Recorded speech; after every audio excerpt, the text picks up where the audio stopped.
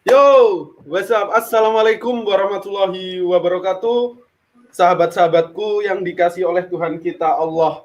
Jumpa lagi ya bersama kita di channel yang kita sayangi semua, yakni di Makassar Mu'alaf Center Indonesia. Nah, pada sesi live kita sore hari ini ya, di Makassar sore, tapi di Surabaya masih siang. Nah, kita mengadakan seri di arena lagi, di mana seri ini adalah seri rutin MMCI setiap Kamis siang ataupun sore. Nah, live ini bisa disajikan di channelnya Gurunda kita semua, Gurunda Zulkifli M. Abbas, terus adinda kita yang mualaf tangguh nih ya, Bang Christopher Tambunan, dan tentunya channel yang kita sayangi semua, Makassar Mualaf Center Indonesia. Untuk para sahabat yang belum subscribe channel Makassar Center Mualaf Indonesia, jangan lupa subscribe, like, and share. Karena apa? Tombol kalian, tangan kalian ketika memencet itu merupakan bagian daripada sedekah, bagian daripada jariah, di mana ketika para sahabat sudah memencet subscribe ke MMCI dan channel-channel lainnya, maka para sahabat juga ikut serta untuk membentengi akidah umat, yang dimana para misionaris itu secara masif dan produktif serta transparan ingin mengkristenisasikan umat Islam, para sahabat. Silakan yang belum subscribe MMCI. Nah, kita sudah kehadiran dua narasumber kita semua yang tentunya tidak asing lagi, yang dimana seperti kembar nih kalau aku dengar suaranya, yakni Al-Fadil Ustadz Alwan dan Al-Fadil Ustadz Zuma, Zulkifli M. Abbas. Assalamualaikum warahmatullahi wabarakatuh, Ustadz Alwan dan Ustadz Zuma. Waalaikumsalam warahmatullahi wabarakatuh. Ini tadi yang jawab Ustadz Zuma atau Ustadz Alwan? Soalnya rada mirip ini suaranya. Ditebak coba. Ditebak coba. Coba Ustadz Alwan gimana? Assalamualaikum Ustadz Alwan. Ya, waalaikumsalam warahmatullahi wabarakatuh. Waalaikumsalam warahmatullahi wabarakatuh. Kayak mantul ya, suaranya ya. Guys. Kayak suara mantul gitu ya, kayak bergema ya. Iya. Nah, mungkin kita tadi di backstage sudah akan membahas sesuatu yang kita kupas tuntas ya, yakni tentang perpuluhan. Sebelum teman-teman kita Kristen masuk untuk bertanya-tanya, kita adakan diskusi tentunya yang ilmiah tentang perpuluhan. Nah, untuk kedua narasumber, waktu dan tempat kami persilahkan. Tapi sebelumnya untuk sahabat-sahabat kita Kristen, silahkan masuk yang ingin menanyakan sesuatu tentang Islam. The Arena Makassar Mualaf Center Indonesia pasti akan menjawab itu sesuai hemat kita masing-masing. Silakan para teman-teman Kristen yang memiliki subhat fitnah masuk, kami senantiasa akan menjawab. Tafadol, Gurunda Zuma dan Al-Fadil Ustadz Alwan. Ya, bismillahirrahmanirrahim. Assalamualaikum warahmatullahi wabarakatuh. Wassalatu wassalamu alhamdulillahirabbil alamin wassalatu wassalamu ala Rasulillah wa ala alihi wa mawalah. Ya, jadi program MMCI ini salah satunya adalah di live-nya itu adalah program The Arena. Jadi saya ingatkan kembali buat teman-teman non-muslim khususnya, The Arena ini adalah kesempatan kalian untuk berdiskusi secara berwibawa di tempat ini dengan menggunakan argumentasi terbaik yang kalian miliki, membahas topik Islam dan Kristen, interfaith dialog. Jadi topiknya apa saja, bebas apa saja. Tapi mungkin sebagai pengantar nanti untuk kesempatan kita kali ini, sebelum kita menunggu datangnya gelombang non-muslim yang mungkin ingin berdialog, kita akan dengarkan pemaparan tentang perpuluhan ya oleh Ustadz atau Kristolog Aba, ini banyak panggilannya beliau, Zuma. Saya persilahkan waktu dan tempat, Bang Zuma. Baik, bismillahirrahmanirrahim. Assalamualaikum warahmatullahi wabarakatuh. Puji syukur kita panjatkan kehadirat Allah Subhanahu wa Ta'ala. Limpahan rahmat insya Allah senantiasa tercurahkan kepada kita semua. Salam dan taslim senantiasa kita aturkan kepada junjungan kita Rasulullah Muhammad sallallahu alaihi wasallam sebagai pemberi syafaat di saat yang lainnya tidak bisa memberi syafaat. Sahabat-sahabat sekalian, kenapa hal ini kita angkat? Kaitannya dengan perpuluhan. Karena ini adalah cikal bakal atau landasan pijakan terjadinya kristenisasi, khususnya, saya boleh katakan khususnya yang ada di sekeliling kita. Karena dengan adanya perpuluhan, maka ada sumbangsi material yang akan diserahkan oleh para jemaat kepada gereja. Nah, semakin banyak jemaat, maka tentu ya secara matematika perpuluhan itu akan semakin banyak dan ini akan menguntungkan pihak. Nah, cuman yang menjadi permasalahan sekarang adalah perpuluhan itu adalah merupakan pusaka milik Bani Israel dan itu pun dikhususkan hanya kepada suku Lewi. Sekali lagi, perpuluhan itu hanya dikhususkan kepada suku Lewi sebagai imam yang mengurus tentang umat pada masanya. Kita melihat di dalam kitab Bilangan ya, kitab Bilangan ayat 18, Bilangan 18 ayat 21. Bagaimana kemudian Tuhan berfirman mengenai Bani Lewi. Di situ dikatakan, sesungguhnya aku beriman kepada mereka segala persembahan. Aku berikan kepada mereka segala persembahan persepuluhan di antara orang Israel sebagai milik pusakanya untuk membalas pekerjaan yang dilakukan mereka, yaitu pekerjaan pada kemah pertemuan. Dan itu hanya mengenai suku Lewi. Jadi suku Lewi ini yang mendapatkan kedudukan sebagai pemegang pusaka tentang persepuluhan dan tidak diberikan kepada suku-suku yang lain. Nah, yang menjadi masalah sekarang di negara kita. Di negara kita itu sudah tidak ada suku Lewi. Tapi kenapa kemudian perpuluhan itu masih dilancarkan oleh teman-teman Kristen? Padahal kalau teman Kristen ditanyai, kenapa kalian tidak melakukan Torah? Kenapa kalian tidak melakukan Sabat? Kenapa kalian tidak melakukan apa yang dipraktekkan oleh Yesus? Jawaban mereka kemudian adalah, kami bukan Bani Israel. Nah, kalau dikatakan lagi, kenapa kalian menggunakan kitabnya Bani Israel? Kalau kalian menganggap perjanjian lama itu adalah kitabnya Bani Israel. Jawaban mereka kemudian adalah, kami ini adalah Israel rohani. Dasar pijakannya mereka kembali kepada surat Roma ayat 6 dari bab 9. Padahal tidak ada sangkut pautnya di situ. Mereka mengatakan kami ini adalah Israel rohani. Nah, seharusnya kalau mereka ini berkata kami ini Israel rohani, maka sunat kami sunat rohani dan seterusnya. Maka sejatinya perpuluhan pun harusnya adalah perpuluhan rohani. Tapi faktanya tidak. Tetap aja perpuluhan ini menjadi sebuah ladang ya, untuk bagaimana gereja itu bisa melancarkan perpuluhan ini dengan ya cara-cara pengakuan terhadap apa yang kemudian menjadi kaidah persembahan di dalam golongan atau Bani Ishak atau Bani Israel. Nah, ini masalah. Kenapa saya katakan masalah? Karena sunat adalah perjanjian kekal Allah kepada Bani Israel. Dihilangkan. Tapi perpuluhan yang hanya dikhususkan kepada suku Lewi dilanggengkan.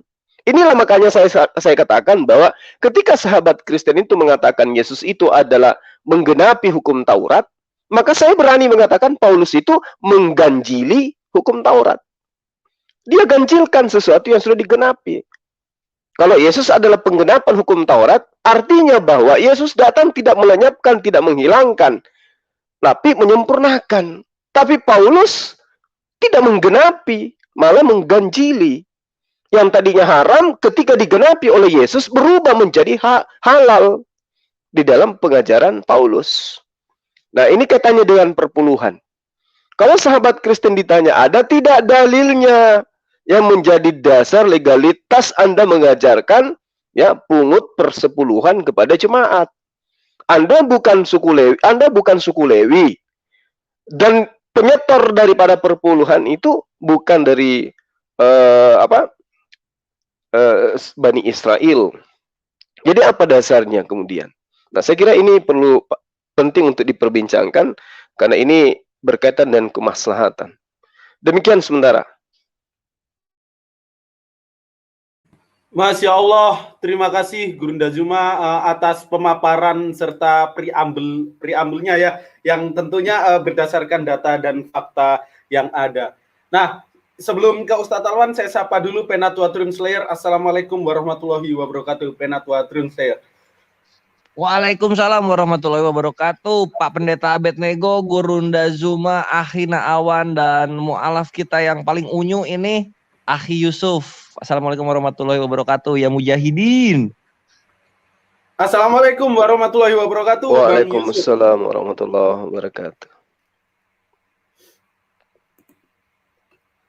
Oh ya, para sahabat, sebelum ke Al-Fadhil Ustadz Alwan, saya mengingatkan untuk para sahabat di luar sana yang memiliki rezeki lebih dan ingin berdonasi kepada Makassar Mu'alaf Center Indonesia, yang tentunya organisasi tersebut adalah organisasi yang bertujuan untuk memperkuat akidah umat serta membentengi akidah umat dari upaya pemurtatan yang secara masif dan produktif itu ditampakkan kepada kita ya.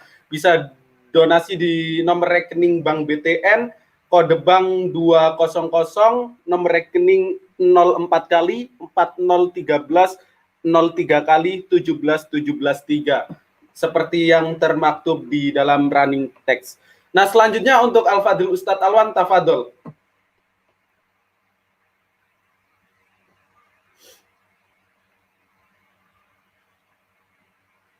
Mungkin Ustadz Alwan lagi ke belakang. Mungkin silakan Penatua Translator tentang perpuluhan ini. Oh ya, untuk teman-teman Kristen yang ingin masuk dan bertanya mengenai Islam, silahkan masuk. Silakan Penatua. Ya, waktunya.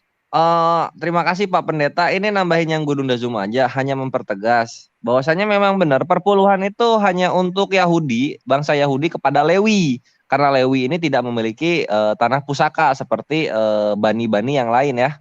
Seperti Efraim, Yehuda, ada Manaseh. Nah, kalau mereka punya tanah, kalau Lewi itu enggak, karena Lewi tinggalnya di Beit Hamikdas gitu. Sehingga perpuluhan diberikan kepada mereka. Nah, perpuluhan uang itu memang benar ada, Ikhwan Villa dan juga Tritung. Memang ada. Tapi itu enggak ada di Torah atau perjanjian lama. Adanya itu di Talmud. Perpuluhan berbentuk uang itu adanya di Talmud.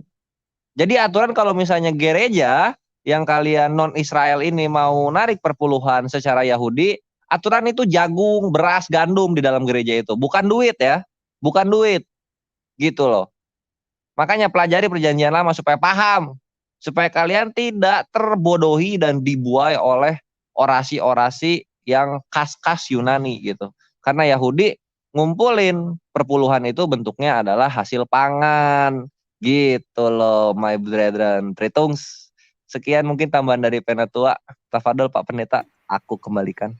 Masya Allah. Nah, ini sebelum ke Ustadz Alwan, hamba izin tanya kepada Gurunda Zuma dan Pak Penatua Translator.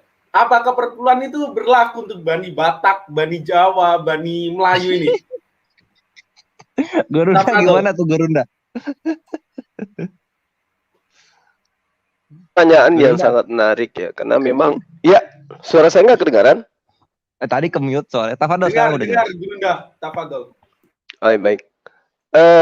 Saya belum menemukan ya dasar pijakan dalil yang menjadi dasar gereja memberlakukan perpuluhan terhadap jemaat dari Bani Bata, Bani Jawa, Bani Toraja, Bani Manado, Bani Papua.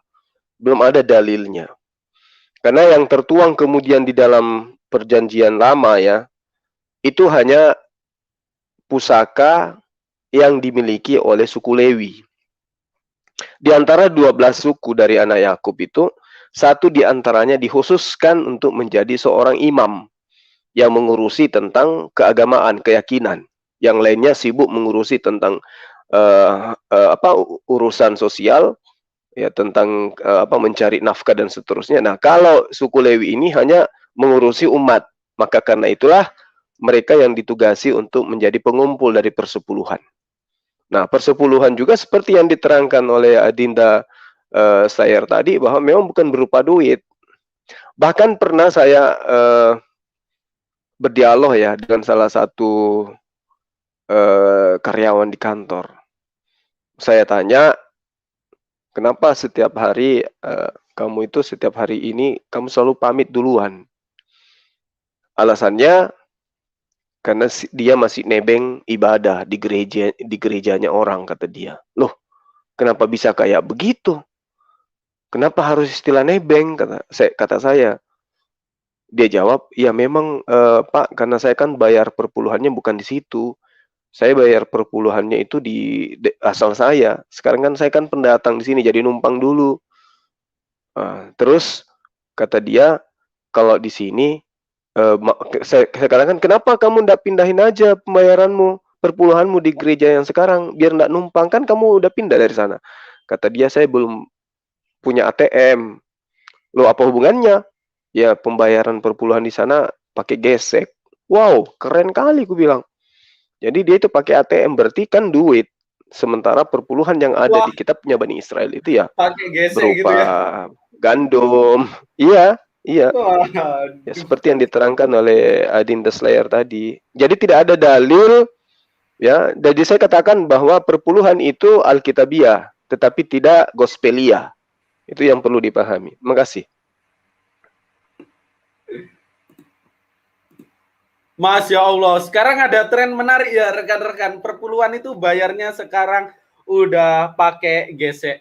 Nah, untuk teman-teman Kristen yang di bawah, silahkan yang ingin bertanya-tanya tentang Islam atau membantah tentang perpuluhan, silahkan masuk. Kami akan memberikan waktu Anda secara leluasa untuk bertanya. Dan tentunya secara santun. Nah, mungkin silahkan Ustadz Talwan memberikan tambahan serta pencerahan mungkin. Kan di dalam Kristen ada perspektif tentang perpuluhan, dan di dalam Islam kita mengenal yang namanya zakat. Tafadhol Ustaz Alwan.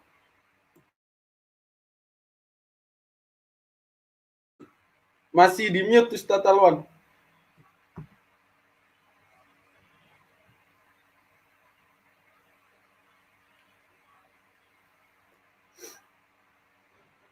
Mana nih Ustaz Alwan? Bentar. Nah, mungkin Bang Yusuf, gimana nih Bang Yusuf? Dulu udah bayar perpuluhan belum? Iya. Halo? Iya, dengar. Perpuluhan. Saya tadi ketawa waktu Penatua. Abah ya tadi, Abah ngomong kalau perpuluhan itu udah pakai gesek-gesek gitu. Kabar dari gesek-gesek kayak gitu baru saya dengar, dan jujur saya juga salah satu orang yang udah pernah di agama saya yang dulu melakukan perpuluhan. Kalau perpuluhan itu ibaratnya kita memberikan apa yang kita punya, 10% misalnya. Kita punya uang 5.000 tuh dipotong 10%, dan kemudian 10% itu diberikan kepada gereja. Dan itu udah saya lakukan ketika saya berada pada agama saya yang dulu.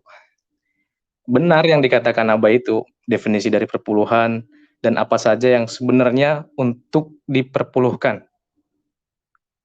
Udah sih, seperti itu aja sih Bang. Wah, juga pernah ya bayar perpuluhan. Iya, pernah.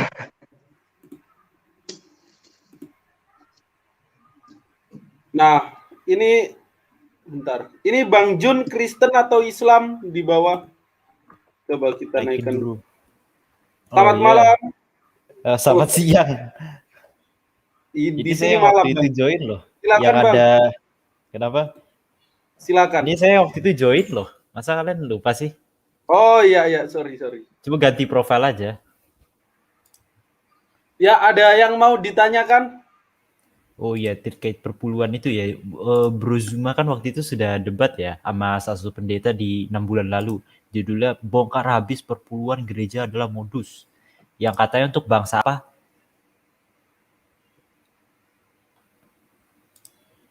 Bahasa roh. Untuk bangsa apa? Karena di dalam Bangsa debat roh. ini, Kalau di dalam perspektif Torah atau Yahudi itu untuk suku Lewi. sebentar, ini di-share dulu nih. Debatnya soal sini.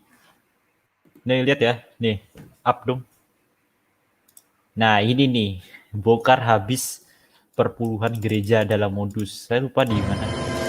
Terjemahan, maka sewajarnya lah kamu hanya diperhadapkan dengan dalil yang ada di dalam kitab terjemahan. Ini bukan nih. Lukas 14 ayat 26. Ya. Tidak bisa menjadi murid orang. Mungkin langsung saja Pak Jun ada yang ingin ditanyakan. Jadi perpuluhan itu maksudnya apa ya? Oh, perpuluhan maksudnya apa? Itu Silakan ada yang ingin jawab. Gini, persembahan Pak atau Jun, gimana? gini mungkin saya beri pengantar ya. Di sesi arena ini yang setiap Kamis itu diselenggarakan oleh MMCI, kita ini mengutamakan teman-teman Kristen untuk masuk dan melakukan tanya jawab serta diskursus. Nah, Pak Jun, mungkin ada yang ditanyakan sebelum kita kasih kesempatan untuk sahabat-sahabat yang lain. Itu saja sih. Cuma join Oh, aja di iya. sini. Tentang perpuluhan. Siapa ini? Ustadz Alwan, Gurunda Zuma, Bang Slayer, Bang Christopher. Kalau Bro Zuma juga nggak apa-apa sih, karena yang punya debat itu kan saya lihat itu dari Gurunda ya. Ya, Tafadol. Ya silakan.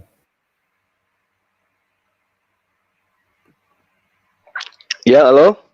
Ada Ya. yang ya gimana? Jelas, Maaf. Gurunda. Tafadol. Apa yang dipertanyakan? Perpuluhan itu apa gitu? Oh. Jadi berbicara mengenai perpuluhan berarti berbicara mengenai persepuluhan. Berbicara mengenai persepuluhan berarti berbicara mengenai setoran. Setoran jemaat kepada gereja. Nah, terkadang kita disuguhkan dalil-dalil tentang perpuluhan di dalam terjemahan lama ya, yang notabene adalah terjemahan daripada kitabnya Bani Israel. Nah, yang menjadi pertanyaan kemudian, mengapa gereja masih memungut persembahan persepuluhan dari jemaatnya hingga hari ini? Sedangkan perpuluhan adalah ketetapan Tuhan yang dikhususkan bagi kaum Lewi, termasuk para imam, untuk membalas jasa pelayan mereka terhadap kemah pertemuan atau tabernakel. Nah, kalau misalnya ini adalah merupakan suatu ajaran yang berasal dari Bani Israel, kemudian harus dilanjutkan, diteruskan oleh orang-orang Kristen yang notabene bukan penerus daripada ajaran Bani Israel, itu dasarnya apa gitu loh.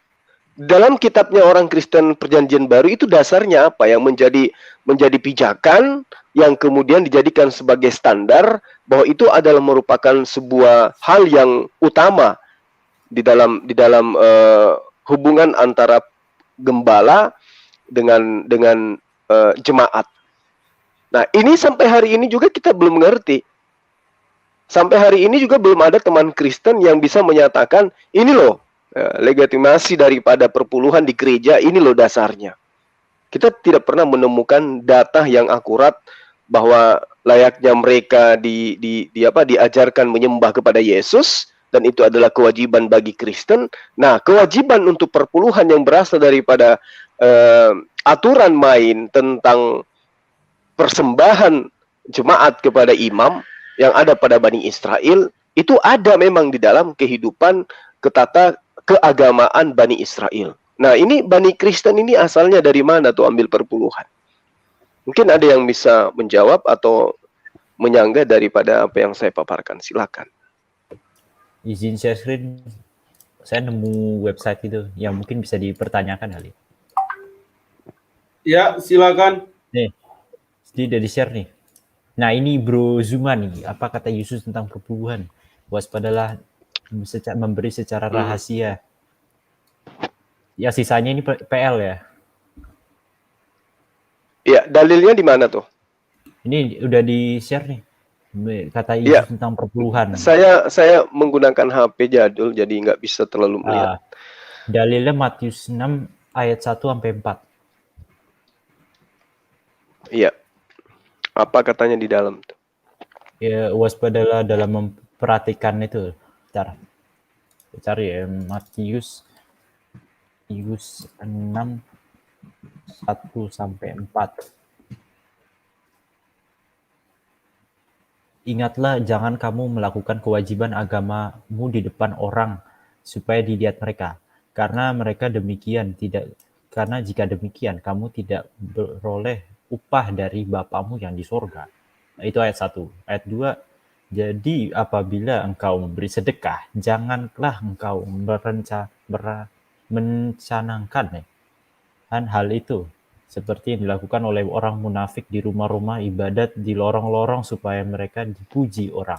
Aku berkata kepadamu, sesungguhnya mereka sudah mendapat upahnya. Ayat 2. Ayat 3, tetapi jika engkau memberi sedekah, janganlah diketahui tangan kirimu apa yang diperbuat tangan kananmu. Ayat 4, hendaklah sedekahmu itu diberikan dengan tersembunyi, maka Bapakmu yang melihat yang tersembunyi akan membalasnya kepadaku. Ini Bro Goldian bisa lihat kan ayatnya? Atau yang lain-lain? Iya. Ya, oke. Ya, sudah. Oke, saya boleh bertanya enggak tentang dalil ini? Oh, enggak, saya cuma nemu ini ya website ya. Siapa tahu kan ada Oke. bantahan. Oke, saya melihat daripada pernyataan Yesus ini dipetujukan kepada Bani Israel. Saya yakin kalau Anda jujur, Anda pun akan mengetahui bahwa pernyataan Yesus ini dikhususkan kepada Bani Israel. Di mana Bani Israel tunduk kepada hukum Taurat. Di mana hukum Taurat di dalamnya diantaranya adalah persepuluhan. Itu kita bisa lihat di Malaiki, di Ulangan, dan juga Bilangan. Bagaimana persepuluhan itu dikhususkan kepada mereka memang. Nah, yang menjadi permasalahan sekarang yang ada di negara kita ini. Bukan Bani Israel. Dan di gereja tidak ada lagi suku Lewi. Kalau Anda mengatakan Matius 6, ayat 1, ayat 2, ayat 3, ayat 4, dan seterusnya. Itu kita tidak menyangga itu. Bahwa itu bukanlah merupakan sebuah dasar perpuluhan. Juga itu betul. Karena yang diceritakan di sini adalah sedekah. Sedekah itu tidak bernilai. Tidak ditentukan nilainya. Beda dengan perpuluhan. Persepuluhan artinya 100% dari penghasilan, sepersepuluhnya itu diserahkan untuk imam. Itu persepuluhan. Nah, ini yang terjadi sekarang di gereja itu. Persepuluhan itu bukan sedekah. Sedekah ini istilah dari Islam. Yang diambil masuk dalam terjemahan Lembaga Alkitab Indonesia. Dan itu pun harus dipahami dengan jujur bahwa pendengar atau penikmat atau objek dari penyampaian Yesus pada masa itu bukan Kristen, tetapi adalah Bani Israel. Bani Israel yang hidup pada masa Yesus, yang mengikuti Yesus sebagai murid, bukan sebagai hamba. Kalau teman-teman Kristen bukan murid, teman-teman Kristen adalah hamba, ya, yang menghambakan diri kepada Yesus. Sementara Yesus di sini mengajarkan kepada orang yang ada pada masa itu sebagai hamba dari Allah, dari Bapa. Apa buktinya? Baca di ayat kelima. Dan apabila kamu berdoa, janganlah berdoa seperti orang munafik. Mereka suka mengucapkan doanya dengan berdiri dalam rumah-rumah ibadat dan tikungan-tikungan jalan raya supaya mereka dilihat orang. Aku berkata kepadamu, sesungguhnya mereka sudah mendapat upahnya. Ini perintah berdoa. Berdoanya kepada siapa? Berdoa kepada Allah. Berdoa kepada Bapa. Dapat dilihat di dalam ayat ke-6-nya. Tetapi jika engkau berdoa, masuklah ke dalam kamarmu, tutuplah pintu dan berdoalah kepada Bapamu. Bukan berdoa kepadaku, tetapi kepada Bapa. Kepada Bapakmu berarti merujuk kepada sembahannya Abraham. Nah, ini yang perlu dipahami. Jadi, tidak ada dalil tentang persepuluhan di dalam perjanjian baru. Kalau ini tentang sedekah. Sedekah sama dengan berimpak, memberi sesukanya. Bukan ditentukan angkanya, persepuluhan. Demikian. Mungkin terima kasih ya Bang Jun. Saya izin turunkan. Kayaknya Bang Jun dari Islam ya? Iya, waktu itu kan join ya, yang saya share oke. itu. Kita prioritaskan yang Kristen dulu, Bang Jun. Saya izin turunkan dulu. Ini sudah ada Pak Jody Hindarto nih, wah kawan saya Pak Jody. Shalom, Oh ya, makasih. selamat siang Pak Jody. Selamat siang. Ya, tumben nih siang-siang bikin konten ini, Bro Goldian. Bukan, jadi ini seri rutin daripada Makassar Mu'alaf Center Indonesia, di mana setiap hari Kamis siang sampai sore membuka sesi live dengan tajuk The Arena. Jadi teman-teman Kristen dipersilahkan masuk untuk membahas pembahasan yang menarik dan juga boleh tanya jawab.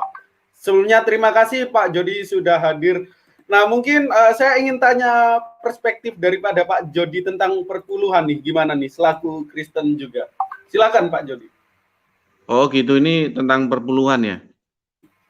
Mengalir. Menurut... Tapi kita tadi memantik diskusi ini dengan mengusung pembahasan perpuluhan, Pak Jody. Kalau menurut saya itu perpuluhan itu adalah apa ya, semacam malpraktek ya. Salah praktek. Kalau versi saya lo ya. Salah praktek nih ya. Iya betul. Jadi itu kan kalau kita lihat secara simpel ya, kita nggak usah sampai teliti bahasa aslinya dan sebagainya begitu. Itu perpuluhan itu kan konteksnya itu kan sebagai pajak ya. Pajak itu kan begini bro. Kamu itu sedang masuk angin ya dipajaki, kamu sedang dapat lotre ya dipajaki, kamu sedang keceklek ya dipajaki, kamu sedang terpuruk ya dipajaki. Jadi pajak tuh sifatnya nggak kenal ampun begitu.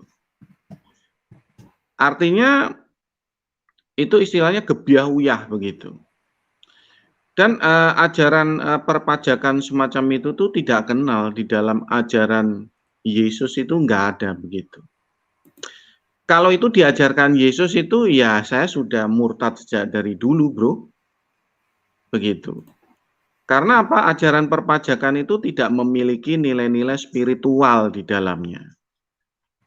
Dan saya tidak menyukai kita itu memiliki free will yang spiritual yang tidak berkualitas begitulah, nggak cocok saya itu.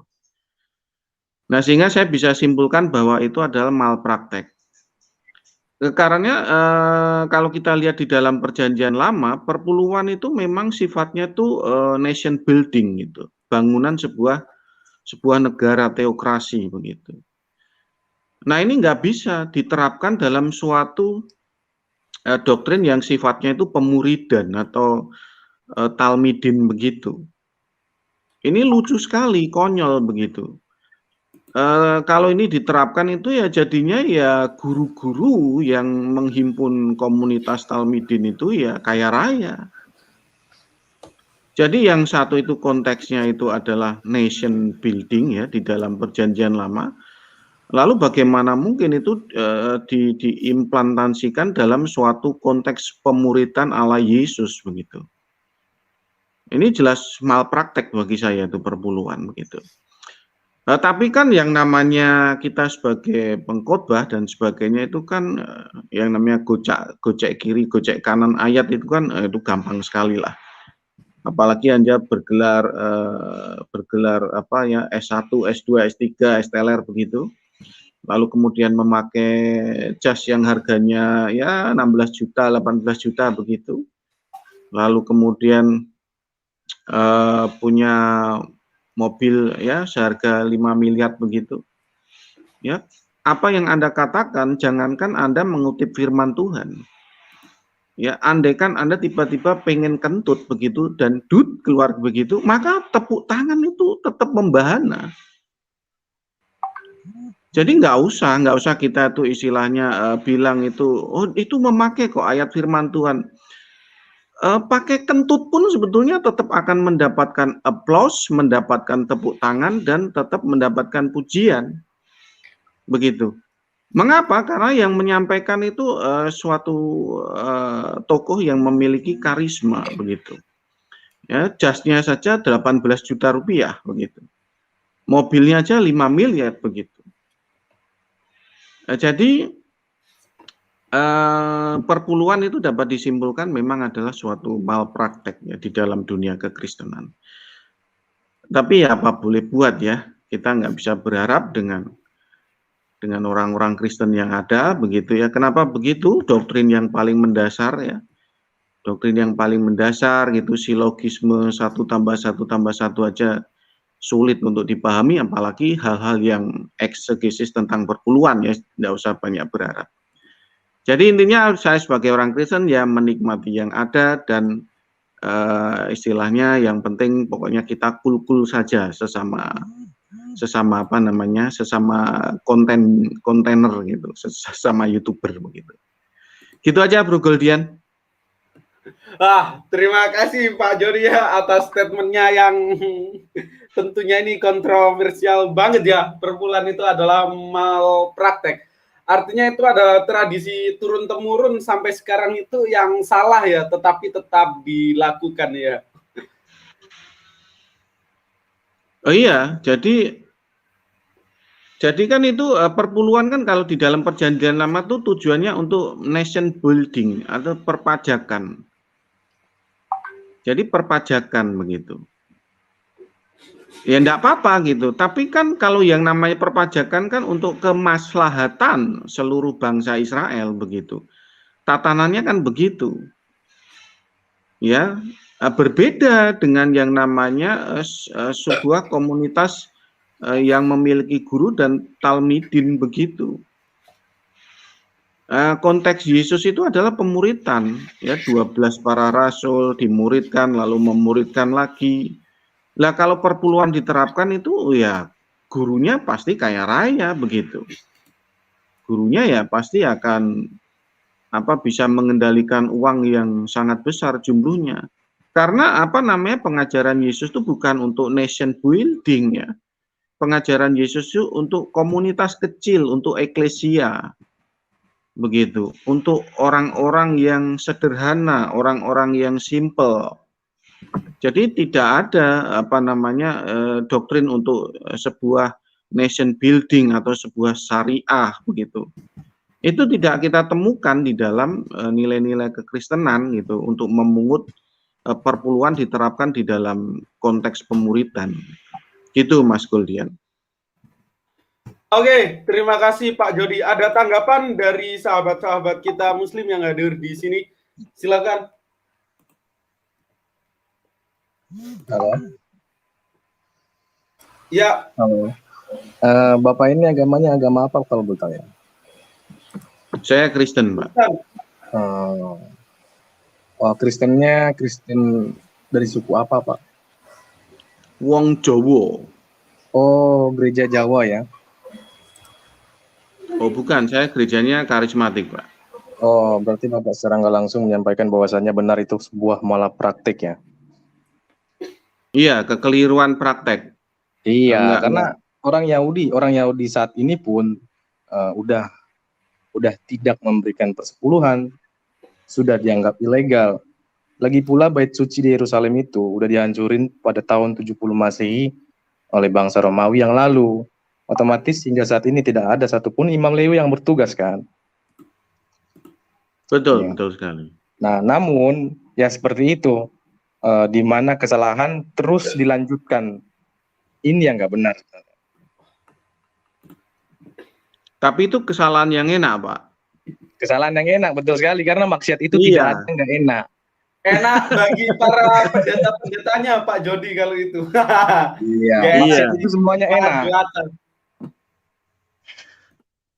Jadi ya mau gimana lagi, namanya kesalahan yang enak ya wajar kalau itu berlanjut terus-menerus, Pak. Iya, walaupun itu sudah diketahui sebuah malapraktik atau kesalahan, namun itu tetap berlanjut loh, masih dilakukan dan masih banyak orang-orang yang masih mengikuti bahkan tidak tahu mengenai perpuluhan itu. Nurut aja sama pendeta. Kalau perpuluhan seperti ini sama kata Bapak tadi, ayat pendeta-pendeta itu bisa dikotak-atik. Kesana ke sini akhir-akhirnya benar. Sama kayak Bapak bilang tadi, kentut pun dibenarkan. Itu hanya hiperbola, Pak. Iya, itu hiperbola, betul. Iya. Ya lanjut Bang Goldian.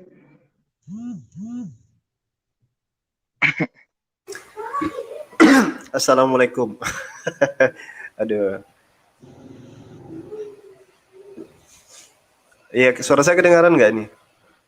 Kedengeran. Waalaikumsalam. Kedengeran, Pak. Silakan Ustaz Wawan dengar. Oh iya, ya maaf. Tadi kita ambil gantian. Soalnya tadi masuk asar, jadi kita selesaikan dulu terus kita lanjut lagi.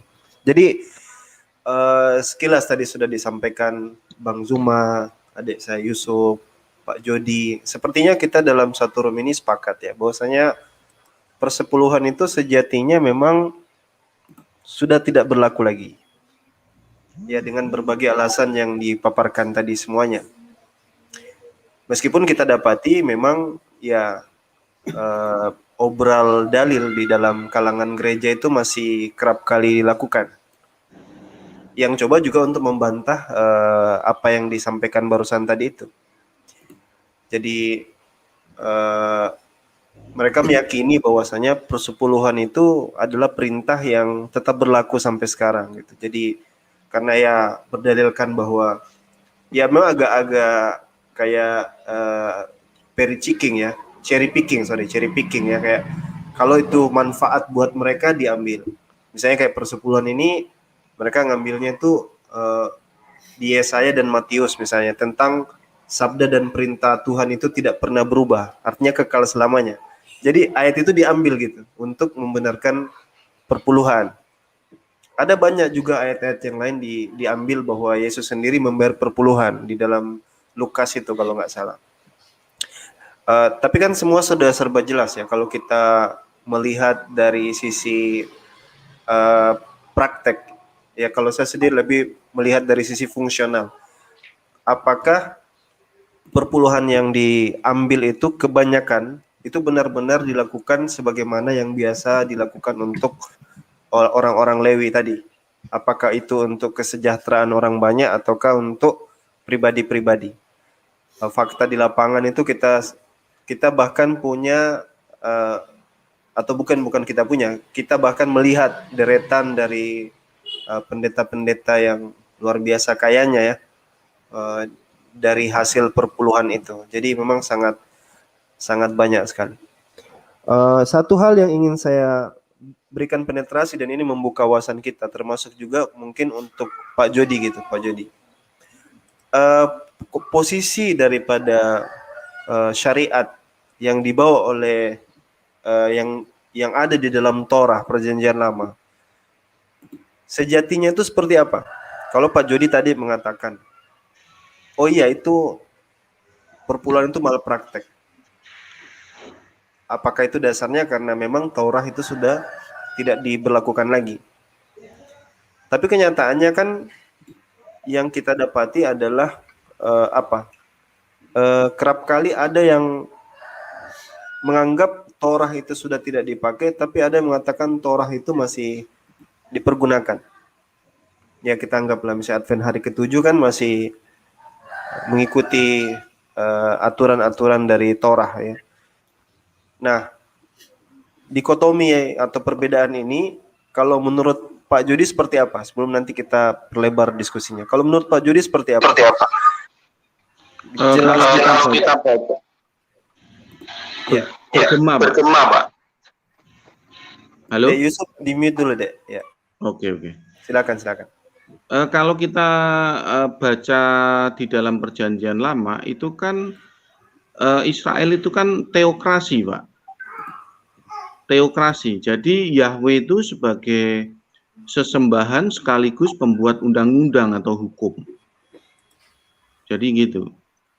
Yang namanya hukum itu kan berbeda dengan komunitas, Pak. Yesus itu bukan pembuat hukum. Yesus itu guru dalam konteks komunitas. Dalam konteks talmidin begitu. Kalau konteks muslim itu istilahnya tuh madrasah begitu. Komunitas madrasah begitu. Jadi nggak bisa yang namanya ini konteksnya tuh ketatanegaraan ya. Lalu kemudian di downgrade itu adalah sistem perpajakannya. Lalu kemudian dibawa masuk di dalam area talmidin begitu. Ya, itu jelas malpraktek. Oke, saya kasih ilustrasi yang simpel saja. Misalkan itu seperti zakat begitu. Yang bisa memungut zakat itu adalah guru madrasah, di mana itu adalah Pak Ustadz Alwan sendiri yang menjadi guru madrasah itu. Lalu mengklaim bahwa zakat 2,5% itu Ustadz Alwan yang mengelolanya. Nah, itu jelas malpraktek. Konteks ketatanegaraan dibawa ke konteks talmidin begitu. Ya itu jelas akan memperkaya Ustadz Alwan, itu udah pasti itu. Lah kalau muridnya 100 ya nggak seberapa. Coba Ustadz Alwan membuat madrasah, muridnya 1000, cabangnya ada 5. Lah gimana nggak memperkaya diri sendiri dengan sistem seperti itu. Nah sehingga apa? Sehingga kalau kita perhatikan itu tidak bisa. Sistem ketatanegaraan perpajakan gitu. Memang namanya tuh perpuluhan, memang namanya tuh Torah. Jadi terkadang itu kita jemaat itu kadang terkecoh begitu loh dengan istilahnya itu untuk Tuhan, itu istilahnya dimasukkan di dalam Torah, itu menganggap sesuatu itu sifatnya benar-benar spiritual only begitu. Padahal tidak. Itu benar-benar sifatnya itu adalah ketatanegaraan perpajakan begitu. Benar-benar bangsa Israel itu dipajaki 10%, makanya karena itu adalah perpajakan berbasis teokrasi, makanya itu aturan-aturannya itu jelas dan tegas. Setelah perpuluhan terkumpul itu bagaimana dibagikannya supaya bangsa Israel bisa makan semua. Ya itu detail sekali, sampai ada untuk orang asing, jatah untuk orang asing, untuk gelandangan dan sebagainya dan sebagainya. Kalau itu ditafsir pun itu pasti ada kitab tersendiri untuk menafsir perpuluhan. Nah, sedangkan kalau kita aplikasikan di dalam komunitas Kristen, ini kan bukan, konteksnya bukan perpajakan, yaitu persembahan sukarela. Yang namanya persembahan sukarela itu otomatis, ya sebagai seorang pastor, gembala sidang, atau sebagai yang mengelola keuangan itu, memang berhak mengelola keuangan itu seutuhnya. Karena itu persembahan. Gitu. Ya wajar dong. Misalkan saya ini membuat komunitas Triteos, ada simpatisan yang nyumbang saya, ya itu hak saya. Untuk mengatur uang itu 100% hak saya, karena saya yang mencoba untuk mengelola pergerakan itu supaya jalan dengan baik begitu. Nah, pergerakan komunitas ini lalu diimplan doktrin perpajakan teokrasi perpuluhan. Nah, malprakteknya di sini Ustadz Alwan. Nah, jadi yang terjadi adalah ada kecenderungan yang tidak sehat, sehingga otomatis ya tahu sendiri harga jas bisa sampai 16 juta begitu. Bahkan saya pernah ya cuman menggosip ya, rasan-rasan begitu, ada seorang yang memakai jubah begitu, lalu kemudian ada mahkotanya, ada tongkatnya, berkhotbah, lalu kemudian dia cerita itu jubah harganya 300 juta. Mak, saya terkejut, ya dia bohong atau tidak saya tidak tahu begitu. Tapi dari sini kita bisa bisa menangkap bahwa ini benar-benar tidak pas, sesuatu yang salah praktek begitu. Gitu Ustadz Alwan. Ya, itu yang saya maksudkan tadi itu, bahwa seperti misalnya seperti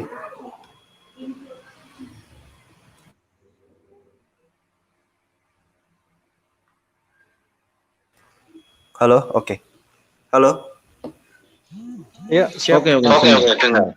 Ya, jadi gitu. Jadi kalau kita anehnya kan gitu. Kita bicara ini kepada kelompok Kristen yang masih mengamalkan perpuluhan. Di satu sisi ketika misalnya kita angkat tentang aturan-aturan di dalam perjanjian lama, banyak sekali di dalam aturan perjanjian lama yang mereka anggap itu sudah dihapus. Tapi perpuluhan enggan mereka hapuskan gitu. Iya kan? Jadi karena tadi itu ada enak-enaknya. Kesalahan yang nikmat misalnya Ustadz Alwan. Iya. ketika dan ini kan paparan dari Gurunda Zuma itu sudah sangat clear dan sangat jelas bahwa secara dalil apa yang mereka lakukan itu sebenarnya upaya untuk mencoba membenarkan sesuatu karena memang itu sesuatu yang enak gitu, sesuatu yang di yang diinginkan. Ya, saya pikir untuk itu clear ya, Pendeta Abednego ya. Ya, saya kira kita di sini sudah sepakat senada ya bahwa perpuluhan itu ya begitu. Ya, oke. Ada yang lain yang menunggu di backstage atau bagaimana? Ini kayaknya yang Kristen lagi belum ada. Oke, kalau gitu kita lanjut saja sama Pak Jody gitu. Nah, Bang Zuma? Halo Bang Zuma. Oke, mungkin masih ini ya. Soalnya di sini asar ya Pak Jody, jadi kita ganti-gantian sholatnya. Oke, mungkin satu hal yang perlu kita diskusikan. Tapi sebelumnya saya kasih kesempatan karena ini di arena di mana kita Muslim non-Muslim bebas untuk mempertanyakan Islam dan begitu juga kita dialog tentang interfaith. Mungkin Pak Jody ada yang ingin ditanyakan tentang Islam itu sendiri. Kalau tidak nanti saya coba tambahkan sedikit tentang apa sih beda zakat dan perpuluhan gitu.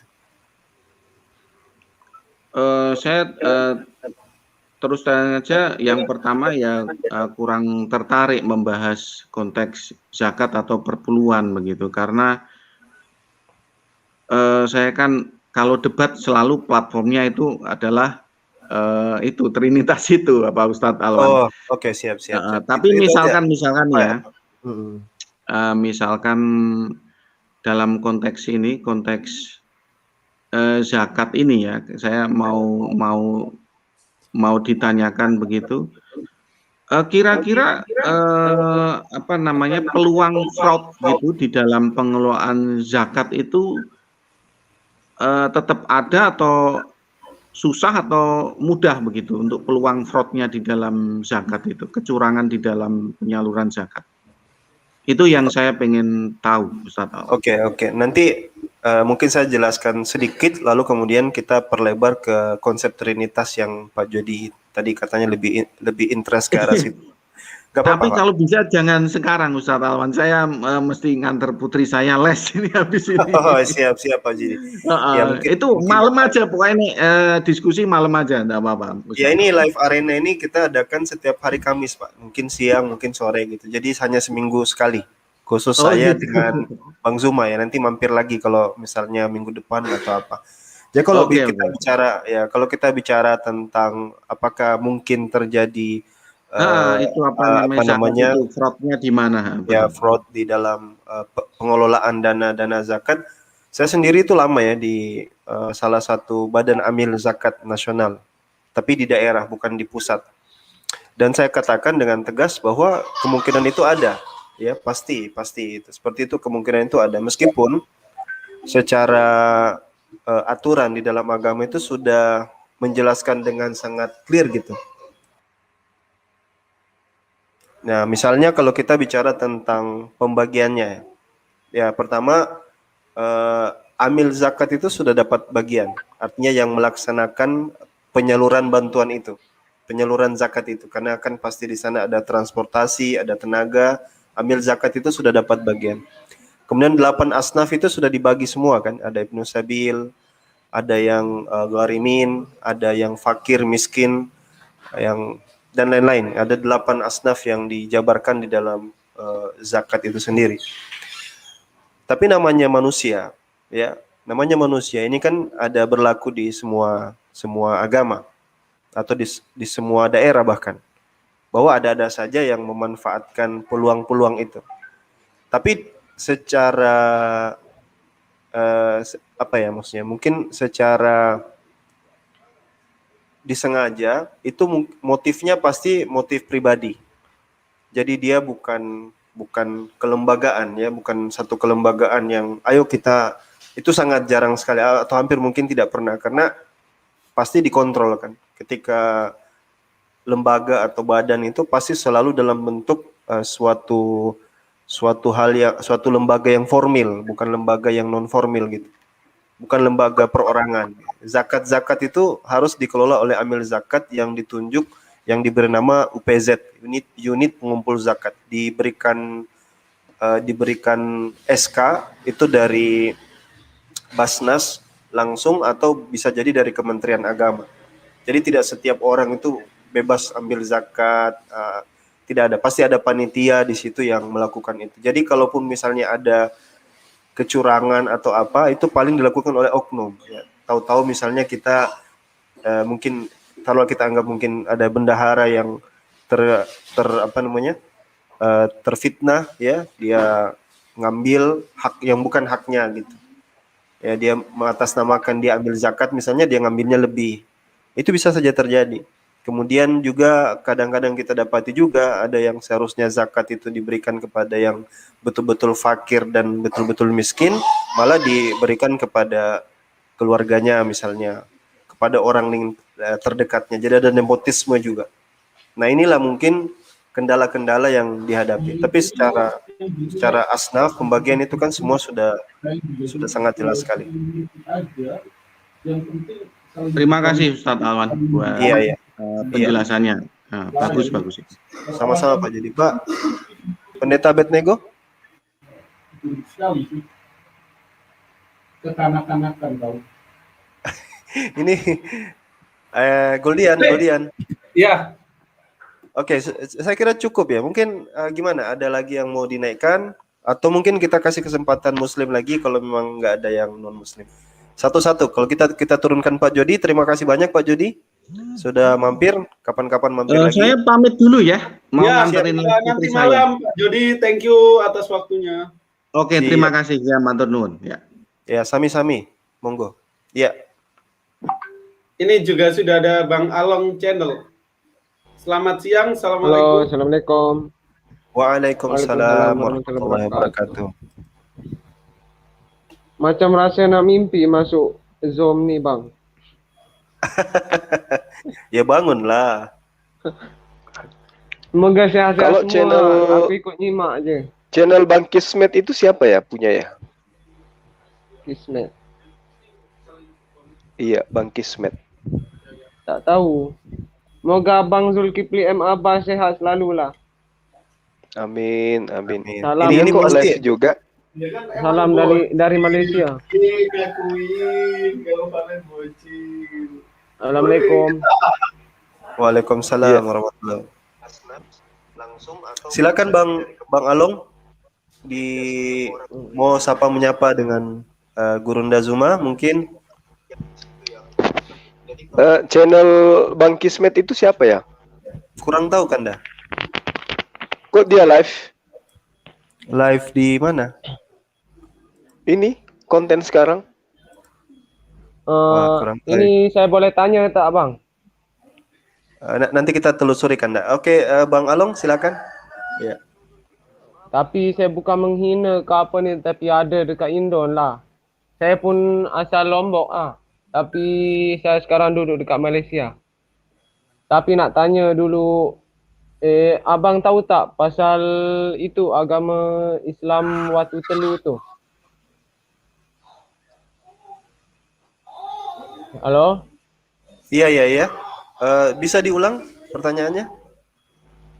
Abang tahu tak pasal agama yang dipercayai oleh suku Sasak yang nama dia Islam Watu Telu tu? Suku Sasa Islam apa? Islam Watu Telu atau Waktu Tiga. Islam waktu telu ya atau waktu tiga. Itu agama Sasak. Di Sasak gitu. Yang Saya dipercayai belum oleh orang yang zaman dahulu lah, tapi ada sekarang tempat dia, tapi satu tempat je, tak banyak. Tapi masih dipercayai lah. Mungkin ada teman-teman yang lain pernah dengar gitu suku Sasak di saya sendiri belum pernah. Sak mungkin. Sasak Sak Lombok. ada di timur, di Indonesia bagian timur. Lombok Timur. Bukan bagian timur Iya. Bang. NTB, Nusa Tenggara Barat. Kurang tahu sih, yang penting sak-sak itu ada di Indonesia bagian timur. Ada Saya apa asli Grand sana bang, Alam? tapi saya tanya biar jelas kan.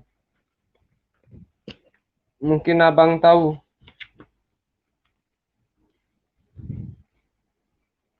Mute semua. Tidak tahu, mungkin apa yang mau disampaikan gitu, ada yang mau ditanyakan, kayaknya belum pernah dengar mungkin. Itu saja sih. Sambil ikut belajar lah bang.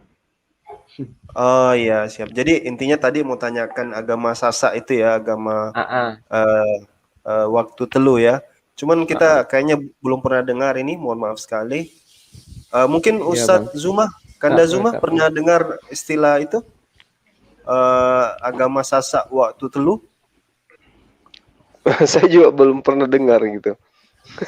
Iya sama-sama Waktu kita telu. belum. Iya. Maksudnya apa itu waktu telu? Mungkin 3 waktu ya maksudnya ya. Apakah sholatnya yang 3 waktu? Yang percaya 3 rukun Islam bang.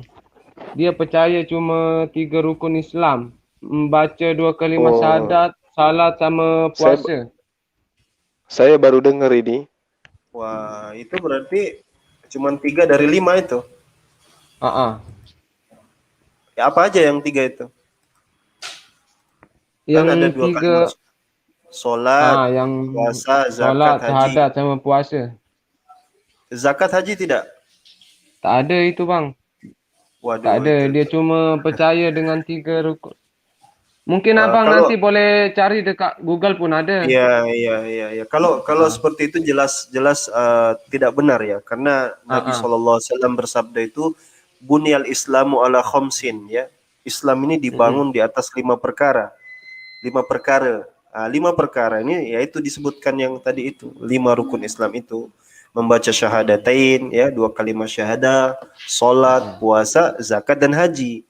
Jadi kalau hanya 3 saja berarti dia punya versi hadis sendiri. Biasanya yang seperti ini mungkin masyarakatnya dulu mungkin ya kita beranggapan ilmu yang disampaikan gurunya itu belum selesai. Bisa saja seperti itu, mungkin baru disampaikan karena biasa orang-orang dulu mendakwahkan itu kan kayak sunan-sunan ya, itu pelan-pelan dia sedikit satu demi sedikit. Diperkenalkan dulu mungkin syahadatain. Sudah diperkenalkan syahadatain baru diajarkan sholat. Lalu kemudian diajarkan puasa misalnya. Nah, zakat hajinya mungkin belum masuk ke situ sudah meninggal ulamanya mungkin ya, wallahu a'lam bishawab ya. Sehingga itulah yang mereka percayai sampai detik ini. Mudah-mudahan kita tinggal datang untuk menyempurnakan lagi bahwasanya apa yang disampaikan guru mereka di awal itu belumlah sempurna. Ya, insyaallah nanti akan didatangi lagi oleh ulama-ulama mungkin untuk disempurnakan. Sana cuma satu tempat aja bang, bukan banyak. Nah, boleh jadi macam itu kan. Jadi boleh jadi seperti itu. Orang yang dulu-dulu lah, turun temurun dari dia punya nenek moyang. Iya, Kita tak ada. Kita tak ada yang menganut tuh. Sasa itu di daerah mana? Oh, ada Yusuf mau bicara? Silakan. Saya juga baru dengerin ini waktu telu ya. Iya, waktu. Kalau Cuma ada 3 gitu. Yusuf mungkin YouTube-nya dimatikan yang YouTube. Oh, YouTube-nya? Supaya tidak yang YouTube di situ dimatikan. Oh, suara saya agak sedikit itu. Mantul soalnya. Halo? Sudah? Mantul. Sudah? Ada buka YouTube juga ya di situ. Tidak sih. tak ada. Kalau begitu mungkin yang komputernya dimatikan atau dikecilkan. Saya juga baru dengar ini pertama kali tentang telu seperti ini. Kayaknya pengajarannya belum selesai tapi udah meninggal duluan yang mengajar, kata Bapak ya. Bisa jadi juga kayak gitu. Tapi boleh yang lengkapnya cari di Google, mungkin kita bisa belajar lah. Yusuf suaranya coba di mute dulu. oh ya. Oke, jadi Dek Yusuf suaranya mantul, mungkin nanti mungkin karena video YouTube-nya itu aktif juga, nyala juga, sehingga kalau kita ngomong suaranya kembali. Coba dibenarkan dulu. Bang Zuma mungkin ada sedikit yang mau ditambahkan? Iya, jadi masalah yang diutarakan tadi sahabat kita itu kita tidak pernah menemukan di lingkungan kita ya, khususnya di Makassar ini adanya aliran yang seperti itu atau ajaran yang seperti itu. Karena memang Islam khususnya yang ada di Sulawesi Selatan ini itu rata-rata mereka punya guru. Ya, mereka memahami Islam itu dengan betul-betul sesuai dengan kaidah secara garis besarnya. Jadi kita tidak ada temukan Islam dengan model seperti itu. Ya, wallahu alam, kalau yang disampaikan oleh Adinda Alwan tadi itu benar, bisa jadi baru menerima sebagian, gurunya meninggal. Nah, kemudian murid-murid ini fanatik, sehingga itu yang terjadi. Apalagi kalau rukun Islamnya diambil cuma 3. Ya, artinya bahwa kita harus sering menyuarakan Islam itu seperti apa. Dengan cara-cara seperti ini, ya kita akan menjelaskan kepada siapapun yang bertanya tentang Islam. Saya kira seperti itu. Mungkin ada tambahan, silakan. Boleh saya baca Bang, biar kawan-kawan tak salah paham dengan saya, nanti dia salah. Iya. Silakan. Oke. Ya, bro.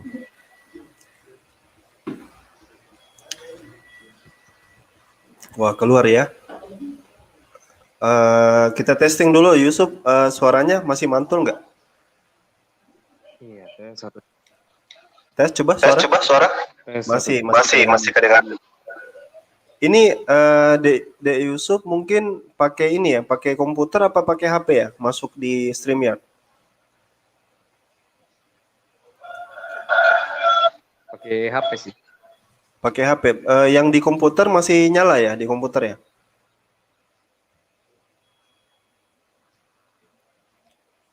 Coba di yang di bagian komputernya itu di mute mungkin mic-nya. Oke. Ini ada saudara kita dari MMCI juga ini masuk ini. Mau mampir-mampir. Silakan Pak Asok di unmute speakernya. Mic-nya sorry. Assalamualaikum Ustaz. Waalaikumsalam warahmatullahi wabarakatuh. Lanjut dulu Ustaz, saya baru bergabung nih. Oh iya, siap. Oke, kalau gitu diturunkan di backstage dulu. Ada lagi yang bisa dinaikkan? Kita terima aja dulu sambil nunggu yang non-muslim. Jadi saya ingatkan lagi teman-teman, acara Masih arena belum, ini. Ustaz. Oh, ini ada Pak Ferry tapi device not connected, Bro Ferry. Oh, udah. Ini saya suka Pak Ferry karena dia suka bertanya-tanya tentang Islam ya. Nah, bagus. Selamat siang, Bro Ferry. Oh, ini ada Pak Ferry tapi device not connected, Bro Ferry. Oh, udah. Ini saya suka Pak Ferry karena dia suka bertanya-tanya tentang Islam ya. Suaranya di dulu. Dia Ferry. Oh, ini ada Bro Ferry. Oh, Cek. disampaikan Pak ini. Ferry, ada suara feedback di room ini. Coba buka mute-nya, Bro Ferry. YouTube-nya dimatikan dulu, Pak Ferry. Ada suara feedback Halo? di room ini. Apa Masih feedback. penyebabnya apa Masih ya? feedback. Coba buka mute-nya. YouTube-nya dimatikan dulu, Pak Ferry. Oh, YouTube dimatikan. Di YouTube, ya. Ada suara feedback di room ini. Apa Wah, seru nih. penyebabnya apa ya? Bro Ferry ini Advent garis keras. YouTube-nya dimatikan dulu. Oh, YouTube dimatikan. Di YouTube ya.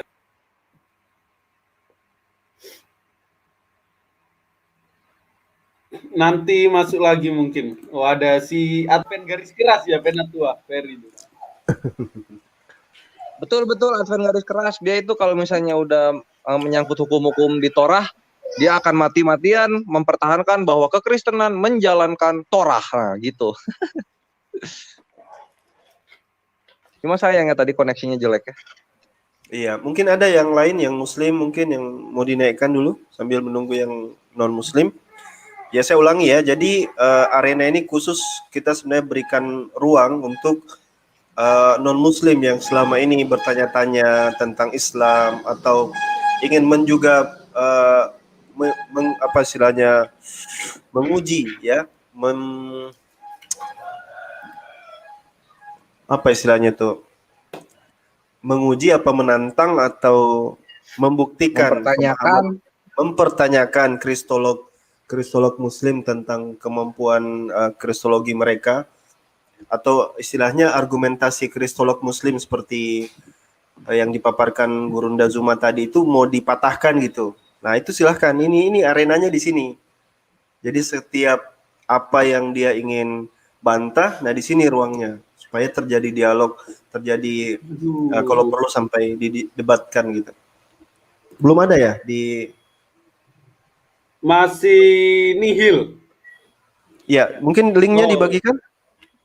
Sudah, itu juga sudah saya pin di kolom chat. Silakan untuk sahabat-sahabat kita terkhusus Kristiani boleh masuk. Untuk tapi di live comment juga sepi loh. Ini Bu Rita Nur Arsuli, device not connected ya, kami nggak bisa naikkan. Maksudnya ini di live comment sepi Tritungs maksudnya. Kalau Ivan Villa di sini semangat sekali loh, Masya Allah. Iya, kemudian mungkin ada pertanyaan lah ya sambil kita menantikan yang masuk. Katanya di live comment apakah boleh bertanya? Silakan kalau ada yang ingin ditanyakan. Oh iya, untuk saudara-saudaraku yang ingin bertanya mungkin tidak berani masuk, silakan di live comment gitu.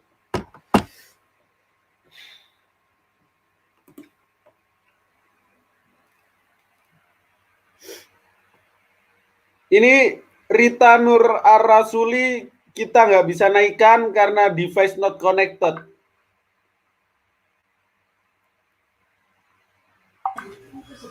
Iya, sambil kita menunggu ya. Rita Nur Ar-Rasuli kita nggak bisa naikkan. Masih Pak Ferry. Pak Ferry YouTube-nya, Pak Ferry matikan dulu YouTube-nya Pak. Sambil kita menunggu ya. Ini kayaknya dia ini apa ya, nggak pakai earphone di laptopnya, jadi suara laptop keluar, masuklah jadi. Oh, nggak pakai ini ya, nggak pakai earphone ya? Oh ya, pakai earphone Pak, biar nggak kepantul suaranya kembali. Pakai earphone di laptopnya, jadi suara laptop keluar, masuklah jadi. Headset. Suara laptop tuh keluar tuh tadi. Kalau nggak tahu earphone itu yang di kuping itu loh Pak Ferry, yang di kuping terus ada colokannya. Headset. Suara laptop tuh keluar. Kecil banget. Suaranya kecil kayak mau meninggal, Bro Ferry.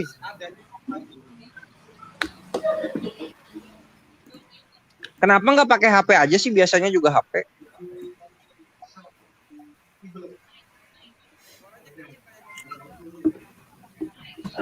Halo?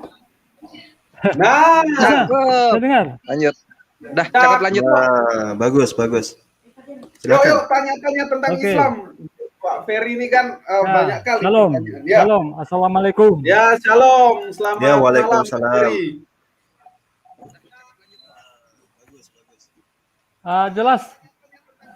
Jelas suaranya? Jelas. I can hear your voice very clear. Sebetulnya saya hanya tadi kan membahas tentang persepuluhan ya. Yes. Oke, bagi kami sebagai orang-orang Kristen memang masih membayar persepuluhan.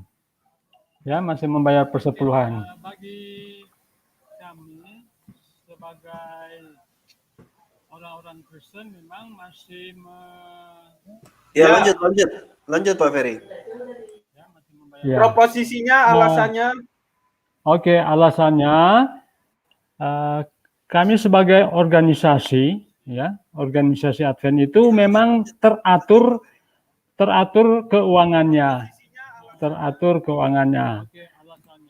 Pertama ya, untuk membiayai para pekerja ya. Jadi ada para pendeta, ada guru-guru, kemudian ada staf di kantor, dan tentunya mereka harus mendapatkan gaji ya. Kemudian di samping itu juga dalam operasional gereja ataupun organisasi, misalnya dalam membangun semua fasilitas sarana kan memerlukan biaya. Misalnya membangun rumah sakit, sekolah-sekolah, kemudian institusi lainnya kan memerlukan dana, dan semuanya itu teratur secara baik ya, secara baik. Kemudian keuangannya juga ada diaudit ya oleh petinggi-petinggi ya yang dari tentunya organisasi kami. Kemudian dalam juga biaya-biaya penginjilan tentunya memerlukan biaya ya. Misalnya untuk membuat KKR dan sebagainya, semuanya kan memerlukan uang. Tetapi semuanya itu diatur dengan sebaik-baiknya sehingga tidak ada penyimpangan di sana. Mungkin itu dulu. Tetapi semuanya itu diatur dengan sebaik-baiknya. Ya, silakan Gurunda Penatua Ustadz Awan, Bang Yusuf. Silakan Ya, Bang Zuma. tafadhol atuh. Gurunda tafadhol. Ya, jadi terima kasih atas paparannya ya, bahwasanya terkait dengan perpuluhan teman Kristen masih melaksanakan itu. Nah, ini yang menjadi pembahasan kita dari tadi. Kalau sahabat kita ini masih melakukan pembayaran perpuluhan, itu dasar pijakannya di dalam pengajaran Yesus itu yang mana tuh? Terkait dengan kalau di dalam kita ini masih melakukan pembayaran Matius 6 ya, dalam Matius 6 atau di dalam kitab Lukas ya. Itu bagaimana kemudian Lukas 11 maksud saya, di Lukas 11 itu jelas diterangkan bagaimana kemudian berbicara tentang orang Farisi yang membayar perpuluhan, dan itu tidak ada kaitannya dengan Kristen ya. Yesus menyebut tentang perpuluhan itu terkait dengan orang-orang Farisi pada masa itu. Nah, yang ingin saya pertanyakan kepada saudara, perpuluhan ini dasarnya apa di dalam Kristen? Kan di dalam Kristen itu tidak ada suku Lewi. Sementara yang mewarisi tentang perpuluhan itu hanya suku Lewi bagi Bani Israel. Silakan. Perpuluhan ini dasarnya apa? Kenapa ya dia suaranya itu ada feedback? Bagaimana supaya tidak feedback? Pak Ferry coba join pakai handphone aja, ini pakai laptop ya Pak Ferry? Iya, pakai laptop saya. Coba transisi pakai handphone aja atau YouTube-nya dimatiin. Biasanya pengaruh YouTube. Pak Ferry coba join pakai handphone aja, ini pakai laptop ya Pak Ferry? Iya, pakai laptop saya. Coba transisi pakai handphone aja atau YouTube-nya dimatiin Pak Ferry. Biasanya pengaruh YouTube. YouTube dimatikan. Ya, udah belum? Kalau YouTube dimatikan nanti kan nggak bisa connect. Loh, bisa, kalau Pak. YouTube dimatikan masih bisa. Tinggal StreamYard-nya aja, jangan dimatiin. Oh, StreamYard nggak dimatiin ya, oke. Dimatikan nanti kan nggak bisa. Udah. Bisa, Pak. Bisa? Sebentar. Bisa. Ini saya cuma stream lihat doang loh Pak Ferry, Bentar, coba ya. lihat. YouTube-nya Loh, cuma dimatikan. ngakses stream lihat doang. Halo, ini bisa? Bisa. Gimana suara kita? Masih ada itu karena masih belum YouTube-nya dimatikan di-close YouTube-nya. Pak Ferry. Halo, ini bisa? Bisa. Gimana suara kita? Ini sudah ya? Masih ada itu karena masih Cek. belum dimatikan. Masih. Coba Pak Ferry share screen deh, biar saya arahkan. Masih ada ini. Cek. Masih. Ini Pak Ferry gini. Bisa lihat screen saya nggak Pak Ferry? Share screen. Ini nggak bisa lihat layar yang saya share screen nggak? Ini saya cuma akses streamnya doang, jadi YouTube-nya saya matiin dan itu nggak ngaruh di forum ini. Share screen. Ini nggak bisa lihat layar yang saya share screen nggak? Iya bisa. Saya cuma akses streamnya doang, jadi YouTube-nya saya matiin dan itu nggak. Coba Pak Ferry ini, Pak Ferry ini masih di YouTube loh. YouTube-nya masih nyala kan ya? Nah, masih ya. Bentar ya. Di close saja. Coba Pak Ferry ini masih di YouTube loh. YouTube-nya masih nyala kan ya? Bagaimana cara matiin YouTube ya? Di keluar Ya, aja, matiin Pak. YouTube Ada bisa, tanda silang bisa. itu. Tanda silang itu. Oh, tanda silang. Oke. Loh. Oke, ini dulu ada Ray Chris ini, coba nanti biar enak. Oh ya, ini juga ada Pak Ray Chris. Salam, selamat malam Pak Ray Chris. Selamat siang. Oh, di sini malam Ustadz. Oh iya. Lagi di Aljazair. Oke, silakan. Cek. Oke, salam semua. Silakan Pak.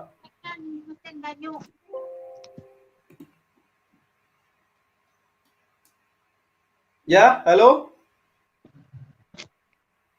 Oke, dalam kesempatan ini mungkin saya ingin tanya kepada bapak-bapak semua. Ini kan bapak-bapak semua kan ya mungkin saya anggap sudah ahlinya lah sebagai agama Islam, dalam agama Islam. Saya ingin tanya nih tentang Islam. Ya, silakan. Jadi gini, di dalam surah 2 ayat 2 itu kan Al-Qur'an itu ditunjukkan Al-Qur'an itu kan menyatakan dirinya bahwa dia itu kan yang jelas lah gitu. Zalikal kitabullah itu ya. Ya. Iya. Sorry lanjut. Oke. Suatu kitab yang jelas. Kenapa? Pertanyaan pertama saya itu kenapa Al-Qur'an itu perlu hadis untuk menjelaskannya? Itu yang pertama. Mungkin bisa dijawab dulu. Ya di situ dikatakan la raiba fi, ya bukan jelas yang seperti yang Bapak maksud. Maksudnya kita itu tidak perlu ragu bahwa itu adalah firman Tuhan gitu. Tidak ada keraguan atasnya, itu terjemahan yang benarnya gitu. Yang Bapak maksudkan kan detail-detail ya. Kenapa tidak detail kan ya? Betul. Nah, sementara yang Bapak tadi merujuk ke surat Al-Baqarah ayat kedua itu di situ dikatakan zalikal kitabu, itulah Al-Qur'an la raiba fihi. Tidak ada keraguan padanya. Artinya tidak orang yang melihat Al-Qur'an ini pastilah yakin bahwa dia adalah firman Allah Subhanahu wa taala, firman Tuhan. Jadi konteksnya sepertinya Pak Ray agak salah paham dengan maknanya. Ya, itu dulu. Ada lagi? Oke, ada. Pertanyaan yang kedua, itu kan kalau tidak ada keraguan lagi, kenapa harus dihapus di yang di surah 2 itu ayat 16 atau 106 atau 105 itu? Nah, itu pertanyaan kedua. Ya silakan teman-teman yang lain juga kalau mau tanggapi. Tapi tolong diulang pertanyaannya tadi, agak kurang jelas saya tangkapnya. Oh ya, oke. Nah, itu kan katanya tidak ada keraguan lagi bahwa Al-Quran Iya. itu. Nah, Iya. kenapa Al-Quran itu ayatnya itu harus dihapus sebagaimana di dalam Quran itu di surah 2 ya, surah 2 ayat 106 atau 105 itu. Ya mungkin itu pertanyaan kedua. Oke, ini penjelasan tentang nasikh wa mansukh mungkin. Bukan dihapus seperti, maksudnya dihapus ini bagaimana? Dihapus.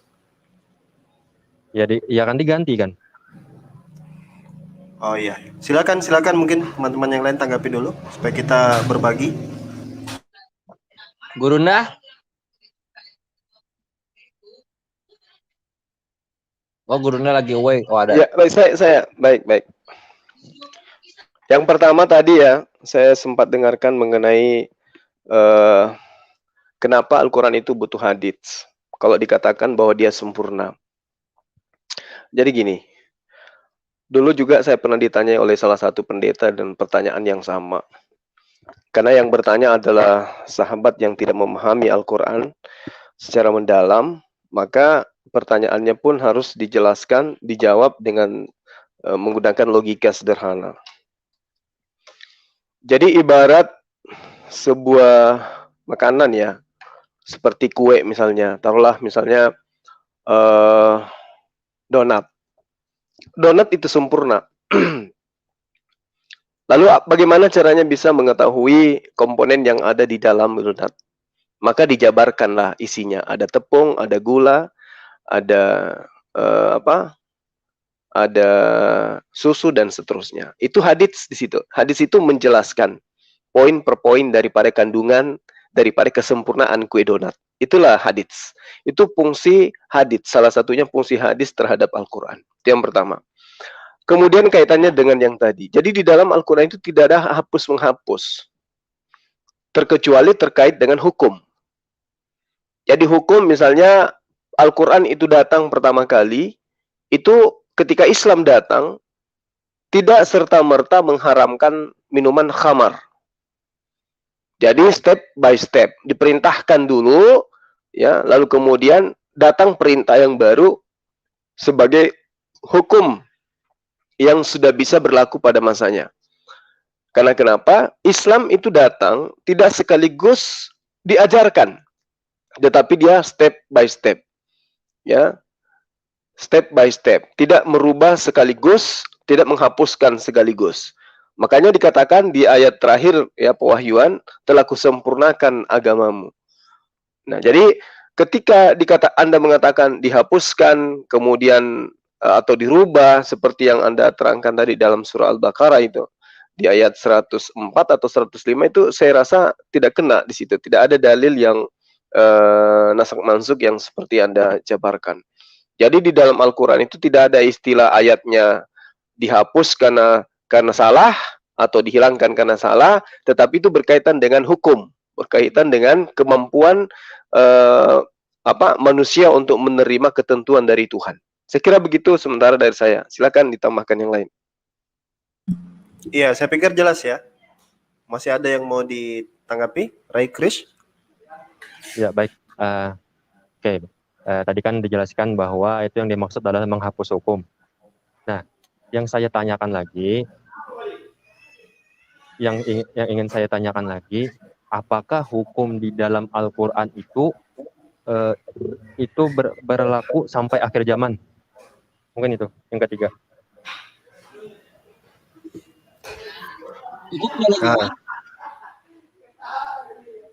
Triun, mau? Silakan. Aku jawab ya. Ya. Berlaku semua, bahkan hukum perbudakan pun itu akan berlaku. Karena zaman kita nggak tahu apakah nanti akan ada peperangan kembali. Kalau misalnya ada peperangan kembali, Islam udah siap.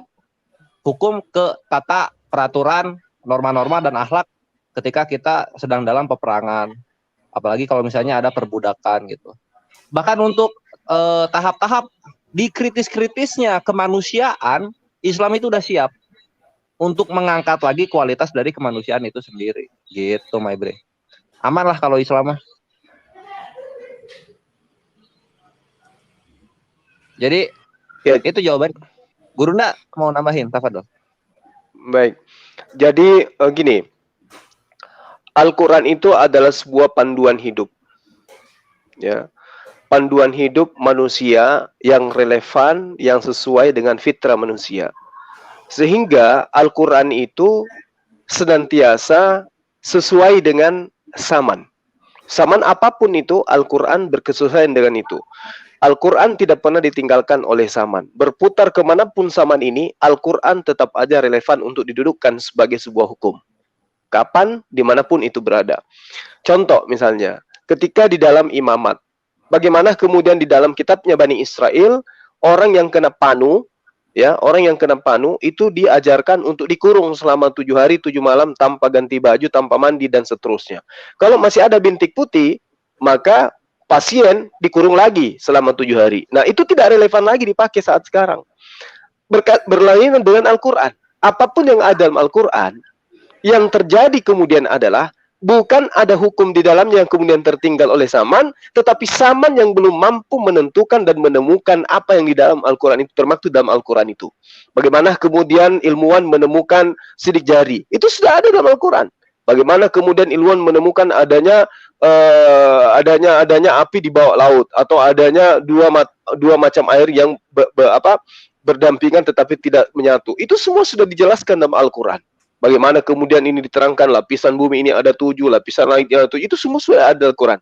Jadi hukum-hukum dalam Al-Quran itu tidak pernah tertinggal. Nah, kaitannya dengan kondisi sosial yang ada pada masa itu, ya, itu juga akan berulang kembali. Seperti yang diterangkan oleh Adinda Slayer tadi, bahwa kenapa ada ayat perang, dan kenapa ada ketentuan-ketentuan perang, kenapa ada kaidah-kaidah, ya, strategi-strategi perang dalam Al-Quran. Yang menjadi pembeda kemudian adalah ketika kitab-kitab atau aturan-aturan yang diberikan Allah kepada para nabi terdahulu itu sifatnya hanya pada masa itu, ya, hanya berlaku pada masa itu. Makanya seruannya ya Bani Israel, ya Bani Israel, ya Bani Israel. Selalu ke situ. Yesus ketika datang pun menyeru hanya kepada Bani Israel. Berbeda dengan Al-Quran. Ketika dia datang, maka sifatnya adalah universal. Ya ayuhan nas. Semua manusia diseru, semua manusia punya hak untuk mendapatkan kedudukan di dalam Al-Quran. Apakah dia sebagai orang beriman atau sebagai orang ingkar? Nah, itu ada 2 poin. Jadi Al-Quran itu datang sebagai sebuah buku panduan di dalam hidup. Bahwa laksana ketika Anda memegang bara, maka itu akan panas. Anda akan merasakan panas. Ketika Anda memegang es batu es, maka Anda akan merasakan dingin. Itu ketentuan Al-Quran itu begitu. Ya, apapun yang ada yang berkaitan dengan kehidupan manusia, itu sudah diterangkum di dalam Al-Quran. Ini sekarang Indonesia, ini sekarang kita lagi damai nih ceritanya. Lagi damai. Tapi ketika terjadi penyerangan terhadap negara ini, Al-Quran sudah menceritakan, memberikan sebuah resep untuk menangani masalah itu. Ya, seperti itu saya rasa. Silakan. Iya, orangnya sudah Goldian? Mana Goldian ini? Ada di backstage atau keluar? Yang tadi itu keluar ya? Oh, sudah keluar ya. Oh, ini oke. Mungkin saya pikir sudah kita dengarkan penjelasan tadi ya. Mungkin yang kritisi ini omnivora. Ada yang mau disampaikan? Baik, terima kasih saya diberi kesempatan. Saya ingin bertanya tentang ayat ayat tentang Yesus, ketika Yesus sempat menyatakan sesahlah mereka, siksa mereka, bunuh mereka sampai manakala mereka tidak menerima saya sebagai raja. Itu kalau tidak salah dalam Lukas ya. Saya sempat dengar kalau ayat itu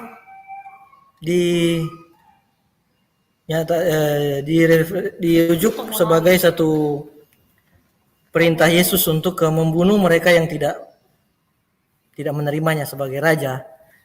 Padahal yang saya tahu itu ayat tentang itu ayat perumpamaan kalau tidak salah. Dan kalau ada perumpamaan itu ada yang sesuai yang diumpamakan, ada yang tidak sesuai dengan yang diumpamakan ya. Maksudnya ada perbandingannya, ya dibuat perbandingan. Jadi kalau saya lihat ayat itu bukan satu perintah atau justifikasi untuk membenarkan perintah membunuh mereka ya, barang siapa yang tidak menerima Yesus sebagai raja. Ya, itu yang pernah saya ingat. Gimana? Ya, silakan yang ingin menanggapi. Mana Goldian? Baik. Ya. Saya Ya, boleh tanggapi ya, Dinda? Tafadol. Ya, tafadhol. Ya, baik. Jadi gini, kawan, kita harus memahami kondisi sosial yang terjadi pada masa itu.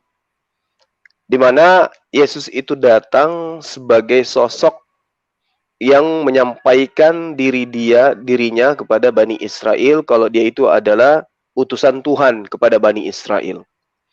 Namun kemudian Yesus itu ditolak. Yesus ditolak artinya bahwa misi kedatangannya itu gagal. Kalau saya merujuk daripada apa yang ada di dalam kitab Anda, termasuk Al-Quran. Ya, bahwa dia datang kepada Bani Israel tapi ditolak, hanya sebagian kecil yang menjadi pengikutnya. Nah, ketika ada dalil di dalam Lukas 19 ya, yang Anda maksud kayaknya ayat 7, ayat 27, akan tetapi semua seteruku ini yang tidak suka aku menjadi rajanya, bawalah mereka kemari dan bunuhlah mereka di depan mataku. Anda mengatakan itu adalah majas lah atau gaya bahasa hiperbola atau apalah istilahnya gitu ya kan. Tapi pada intinya Yesus mempraktekkan bagaimana kemudian dengan keterbatasannya dia memerintahkan pengikutnya untuk menjual pundi-pundi, menjual jubah untuk membeli pedang. Jadi Yesus beli pedang, pengikutnya beli pedang. Tentu pedang ini dibeli untuk melakukan perlawanan. Tapi oleh karena kondisi Yesus terbatas, dia bukan nabi yang sama seperti Musa, yang gagah perkasa, yang menjadi panglima perang, menjadi jenderal di lapangan perang.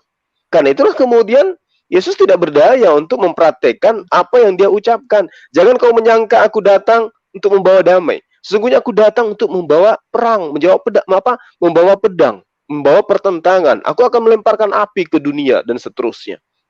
Bahkan dikatakan oleh Yesus, kalau kau tidak membenci ayah ibumu, saudara-saudaramu, kamu tidak bisa menjadi pengikutku.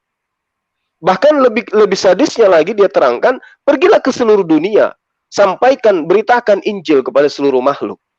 Siapa yang percaya akan dibaptis, yang tidak percaya dihukum.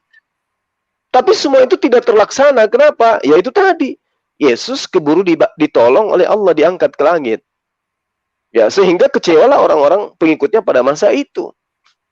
Sehingga kalau ingin saya katakan bahwa Yesus tidak berhasil mempraktekkan seluruh ajarannya dikarenakan keterbatasannya dia, pengikutnya kurang, alat persenjataannya tidak ada, dan ruang lingkup dakwanya hanya sekitar itu aja, mutar-mutar di tanah Yudea selama kurang lebih 3 tahun. Berbeda dengan Musa, berpuluh tahun. Daud Salomo juga demikian. Yesua bin Nun juga demikian. Yesus cuma 3 tahun. Mau kayak mana itu? Muridnya, dia diterima sebagai nabi aja kagak, apalagi dianggap sebagai seorang raja. Jadi Yesus tidak bisa mempraktekkan dalil-dalil yang ada di dalam sabda-sabdanya dia, itu karena keterbatasan pasukan. Bukan karena dia mengajarkan hal yang seperti teman-teman Kristen anut saat sekarang. Jadi Yesus tidak memiliki kekuatan untuk melakukan perlawanan terhadap Imperium Romawi. Padahal Mesias yang ditunggu adalah Mesias yang mampu membebaskan Bani Israel dari perbudakan Romawi. Tapi Yesus tidak mampu untuk itu. Demikian. Ya, sebelum Bang Kritisi lanjutkan, saya tambahkan sedikit. Sebenarnya ada buku dari Reza Aslan yang menarik, yang judulnya itu Zilot. Jadi Reza Aslan ini seorang profesor perbandingan agama juga. Dia menarik buku Zilot itu karena Zilot ini kalau kita lihat secara etimologi ya, secara bahasa itu dia berasal dari bahasa Hebrew yang artinya maksudnya yang berbunyi kanai. Kanai. Nah, kata kanai ini mirip-mirip seperti rebels itu.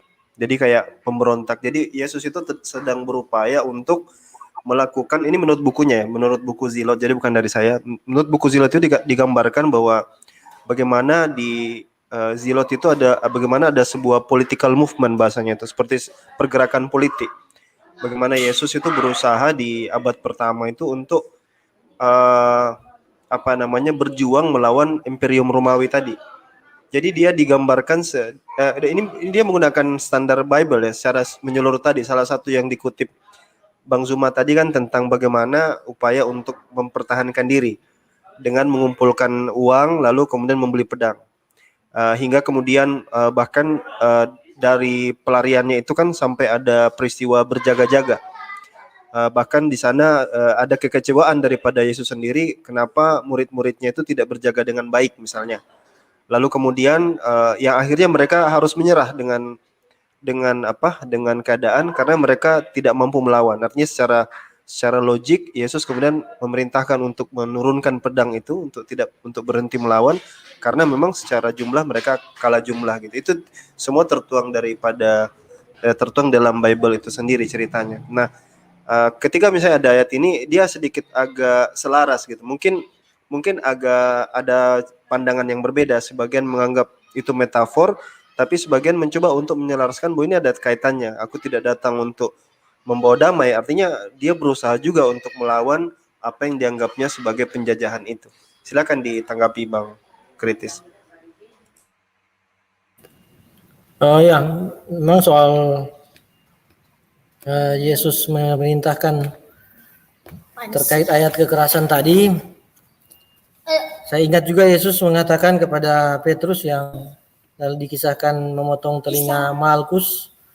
Dia mengatakan, sarungkan pedangmu, barang siapa membinasakan pedang akan binasa oleh pedang juga. Kalau saya lihat itu satu perintah Yesus untuk tidak menggunakan pedang untuk sebagai satu bentuk kekerasan, apalagi kekejaman ya. Karena Yesus di sini justru membuat dalam ajaran kasihnya, dia mempraktikkan kasih dengan tidak membalas kekerasan dengan kekerasan. Memang seperti dikatakan tadi ya, jumlah atau kekuatan armada, katakan tidak ada armada Yesus, hanya dengan 12 murid, lalu dia dikatakan tidak berdaya untuk mengubah keadaan penjajahan Romawi dan lain sebagainya di sekitarnya. Tapi Yesus seperti tadi saya mengatakan untuk membuat, bukan untuk melakukan kekerasan, bukan untuk membalas kekerasan dengan kekerasan. Itu.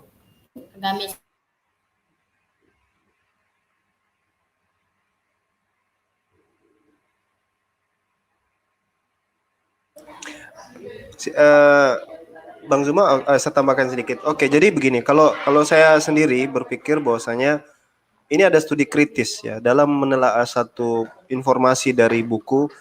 Memang narasi itu kita lihat agak sedikit berkembang. Kalau Bang Kritis coba untuk lebih kritis ya, misalnya coba dibaca. Ini karena 4 gospel ini kan menceritakan 3 tahun Yesus ya. Diceritakan di situ dalam konteks yang sangat ringkas. Menurut saya ringkas karena di tiga tahun itu setiap narasi itu kita dapati hal yang berbeda. Makanya ada sedikit seperti grow narration, jadi narasi yang berkembang. Jadi kalau misalnya kita yang tadi sarungkanlah pedangmu itu kita dapat narasi itu di Yohanes. Jadi seperti beliau itu menerima cawannya, jadi sudah menerima takdirnya. Tapi coba baca lagi gospel-gospel yang lain yang lebih awal daripada Yohanes itu sendiri. Misalnya dulu dianggap Matius yang lebih duluan, sekarang kan sudah lebih diteliti ternyata Markus yang lebih duluan. Nah, ketika Markus yang lebih dahulu muncul, di situ sama sekali narasi-narasi yang ada di Yohanes itu tidak sama persis. di narasi Markus itu kita bisa dapati bagaimana dia berupaya untuk melawan, bahkan di akhir dari perjuangan dia di kayu salib itu dia katakan Eli Eli elo elo lama sabaqtani. Jadi ini perbandingan, anggaplah ada 4 story yang kita banding-bandingkan di antara 4 gospel itu, dan ada narasi yang menunjukkan bagaimana karakternya itu berubah di setiap narasi yang ada, dari yang dulu melawan kemudian menjadi orang yang pasrah menerima. Jadi ada seperti pergeseran karakter di situ. Tapi ini bagian daripada pandangan ya. Anda boleh berpandangan seperti itu. Ini alam demokrasi, kita semua punya pandangan. Mungkin tambahan dari Pendeta Abednego, Bang Zuma, silakan.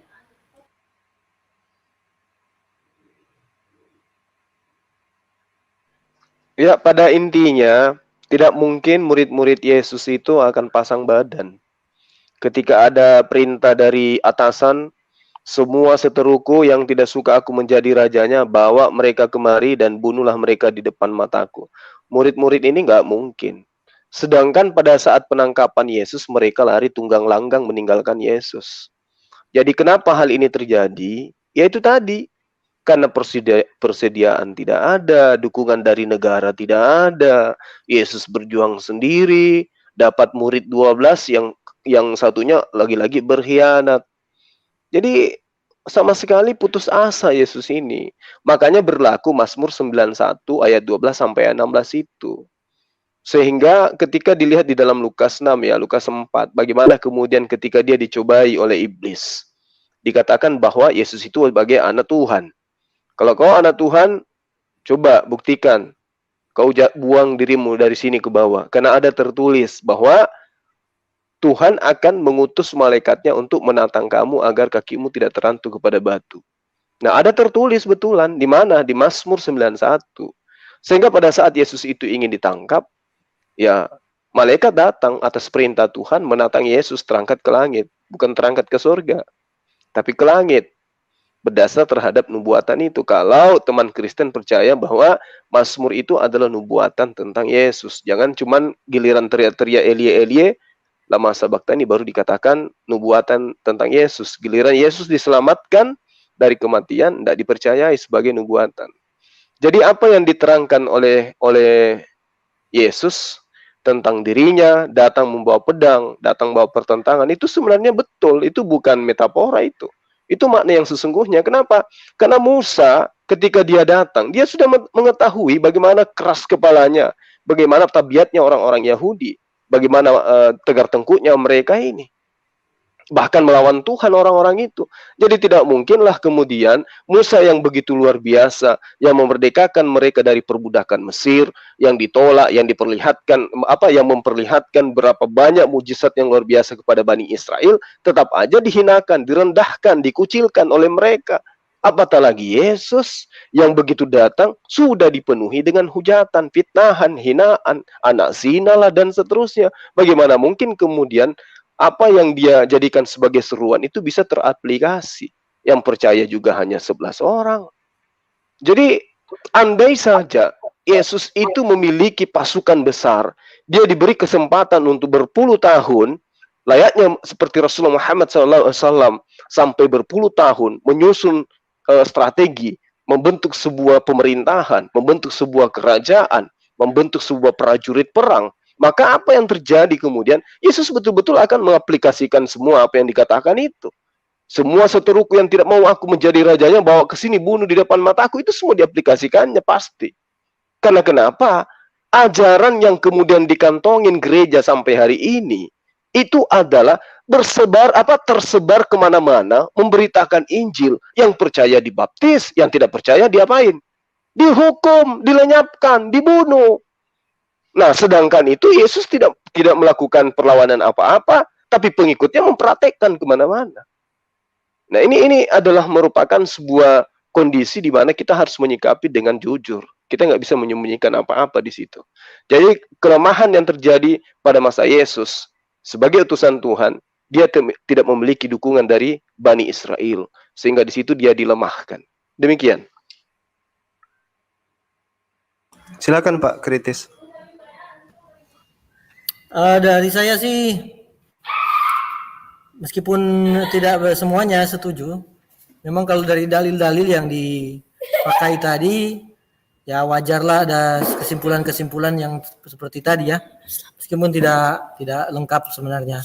Dan sebenarnya saya ada kawan rantai perak sebenarnya yang saya lihat di sini, mungkin beliau bisa menambahkan. Oh ada ya, silakan naik. Ya. Ada Bang Goldian.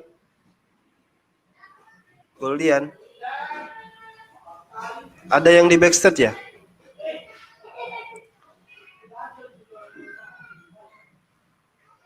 Ya, oke. Oke, silakan. Shalom. Iya, silakan Pak. Oh ya. Tadi ada beberapa ayat ya yang dibawakan tadi. Misalnya, bawalah seteruku ini kan. Itu Yesus itu sedang tentang akhir zaman itu.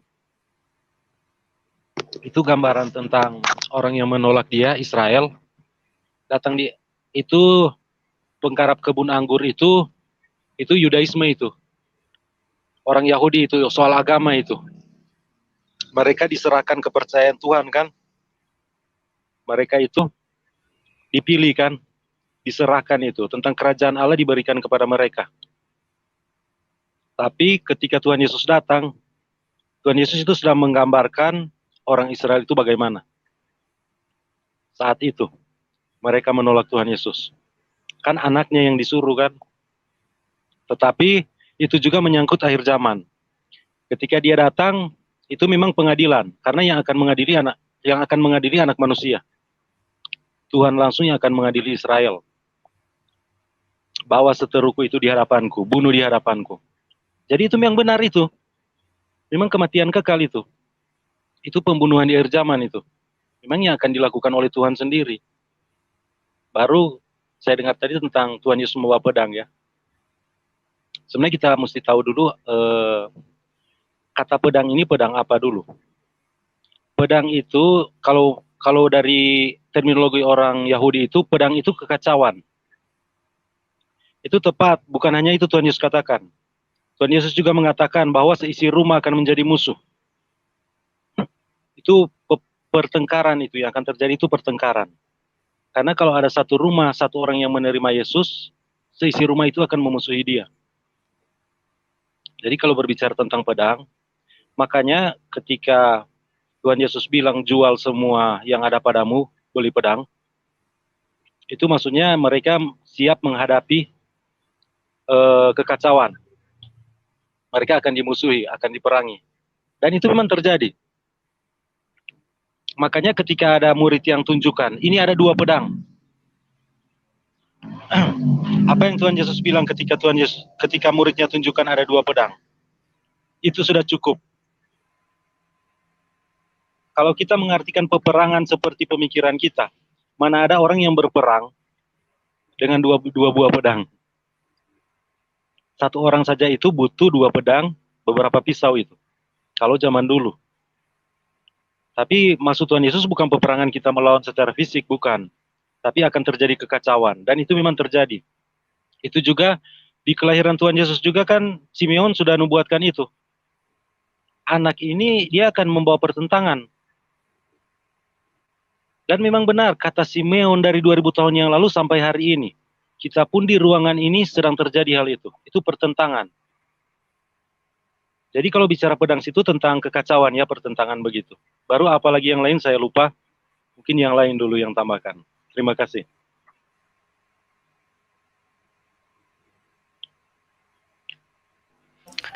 Oke. Adinda Lon, boleh saya tambahkan sedikit? Iya, silakan. Itu Parente Perak, YouTube-nya dimatikan dulu, biar enggak feedback. Oke, silakan kan ya. Baik. Jadi ketika teman-teman Kristen itu diperhadapkan dengan kondisi seperti yang saya jelaskan tadi, maka tentu sahabat Kristen akan membela diri dengan menyatakan hal-hal yang seperti diutarakan oleh sahabat kita Rantai Perak. Namun hal itu tidak berkesesuaian dengan prinsip ajaran Yesus. Karena ending daripada apa yang disampaikan sahabat kita itu nantinya adalah orang-orang yang diselamatkan dalam penghakiman itulah mereka Kristen yang menyembah Yesus. Padahal kalau kita ingin jujur nih ya, jujur menyikapi tentang keajaran Yesus ya di dalam kitabnya sahabat Kristen itu polanya sederhana. Yesus datang untuk memberikan hidup yang kekal. Itu aja tujuannya sebenarnya. Bagaimana kemudian Yesus disebut sebagai penggenapan, Yesus sebagai penggenap, pelengkap, mengajak kembali Bani Israel kembali kepada hukum Tuhan, hukum Torah. Nah, di dalam Lukas misalnya ya, sesederhana itu. Di dalam Lukas bab 18, ketika orang-orang datang kepada Yesus bertanya, "Guru, ya, apa yang harus aku perbuat untuk memperoleh hidup yang kekal?" Sederhana kok sebenarnya ini. Kalau teman-teman Kristen ini betul-betul ingin menjadikan Yesus itu sebagai sosok junjungan atau sosok yang menjadi pemimpin untuk sampai kepada Allah, untuk sampai kepada Bapa. Kuncinya sebenarnya di sini. Mengapa kau katakan aku baik? Tidak ada seorang pun yang baik selain daripada Allah. Nah, dia mengatakan ketika orang-orang Yahudi yang ada pada masa itu bertanya kepada Yesus, ya, apa yang harus aku lakukan? Apa yang harus aku perbuat untuk memperoleh hidup yang kekal? Yesus sudah memberikan resepnya. Engkau tentu mengetahui segala perintah yang ada di dalam kitabnya Musa. Jangan berzina, jangan membunuh, jangan mencuri, jangan mengucapkan saksi dusta, hormati ayah ibumu. Nah, kata orang itu apa? Semua itu telah kuturuti sejak masa mudaku. Lalu Yesus mengatakan, masih tinggal satu hal lagi yang harus kau lakukan. Juallah segala yang kau miliki dan bagi-bagikanlah itu kepada orang-orang miskin. Maka engkau akan peroleh harta di surga. Kemudian datanglah kemari dan ikutilah aku. Nah, itu sebenarnya sederhana sekali. Artinya, ketika ingin memperoleh hidup yang kekal, ya, lakukan apa yang tertuang di dalam perintah hukum Taurat. Ini berlaku kepada orang Yahudi. Lalu kemudian setelah itu kamu lakukan, ambil hartamu, jual. Artinya apa? Ternyata Yesus mengajarkan tentang amal perbuatan yang baik. Disuruh jual, kemudian dibagi-bagikan pada orang miskin. Karena kenapa? Tujuannya adalah apa? Untuk memperoleh harta surga. Harta surga itu apa? Tentu amal kebaikan. Tidak mungkin mobil, tidak mungkin rumah. Tapi harta surga itu adalah amal. Ya. Nah, setelah itu, kata Yesus, kembali ke sini. Menjadi pengikutku. Bukan menjadi hambaku. Menjadi pengikut. Bukan menjadi hamba. Nah, ini artinya bahwa Yesus mengajarkan konsep sederhana untuk memperoleh hidup yang kekal. Jadi tidak ribet dia. Tidak harus mengimani dia sebagai Tuhan yang mati, kemudian bangkit hari ketiga, kemudian meninggalkan hukum Taurat dan seterusnya, menganggap dia adalah sebagai inkarnasi Tuhan, kemudian menganggap Tuhannya Bani Israel 3 pribadi dan seterusnya. Tidak sampai seribet itu sebenarnya. Nah, untuk itulah kemudian saya katakan bahwa ketika Yesus itu datang mengajarkan sebuah konsep, konsepnya jelas berkesesuaian. Bagaimana mungkin orang itu menjadi pengikutnya Yesus?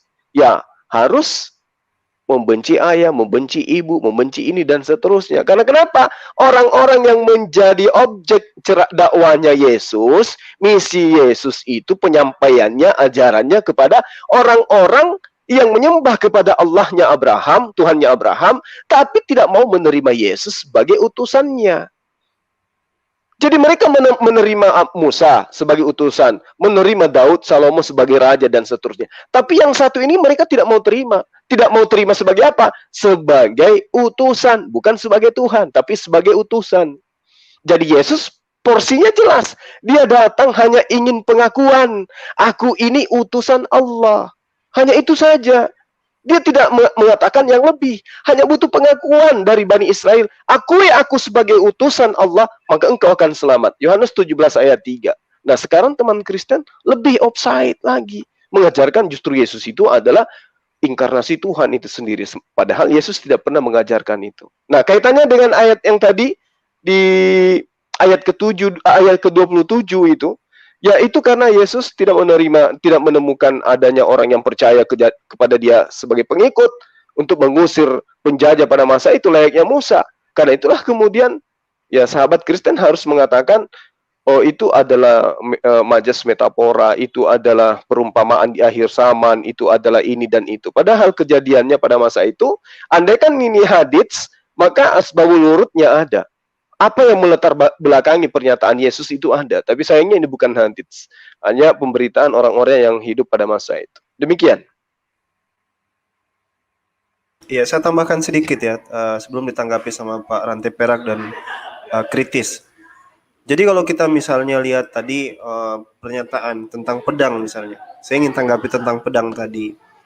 Pak Rantai Perak mengatakan pedang itu adalah sebuah perumpamaan lagi, yaitu sebuah kekacauan. Kalau Pak Rantai Perak misalnya baca Lukas, ya, di Lukas itu dikatakan, ini saya bacakan aja. Sebab aku berkata kepada kamu bahwa nas kitab suci ini harus digenapi padaku, ia akan terhitung di antara pemberontak-pemberontak. Saya rasa dalil ini jelas ya, nas ini jelas menunjukkan bahwa Yesus itu mengakui dia itu seorang pemberontak. Seorang yang melawan. Mirip dengan judul buku dari Reza Aslan yang saya kemukakan belum lama tadi. Bahwa Zilot, Jesus is a zealot. Jesus itu seorang rebel, seorang pemberontak. Kemudian kan ada juga Bapak mencoba untuk mengeliminir arti daripada dua pedang. Ya, kemudian karena Yesus mengatakan sudah cukup, lalu Bapak katakan mana ada perang yang cuma butuh dua pedang.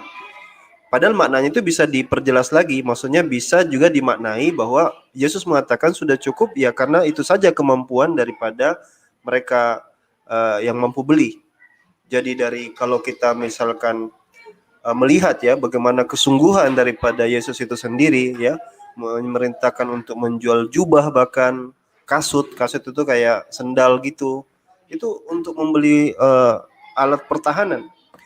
Dan tidak berhenti di situ, ada pelarian, ya, ada strategi yang kalau boleh dikata seperti strategi gerilya untuk menghindar daripada pasukan-pasukan Romawi. Nah, sehingga memang agak sedikit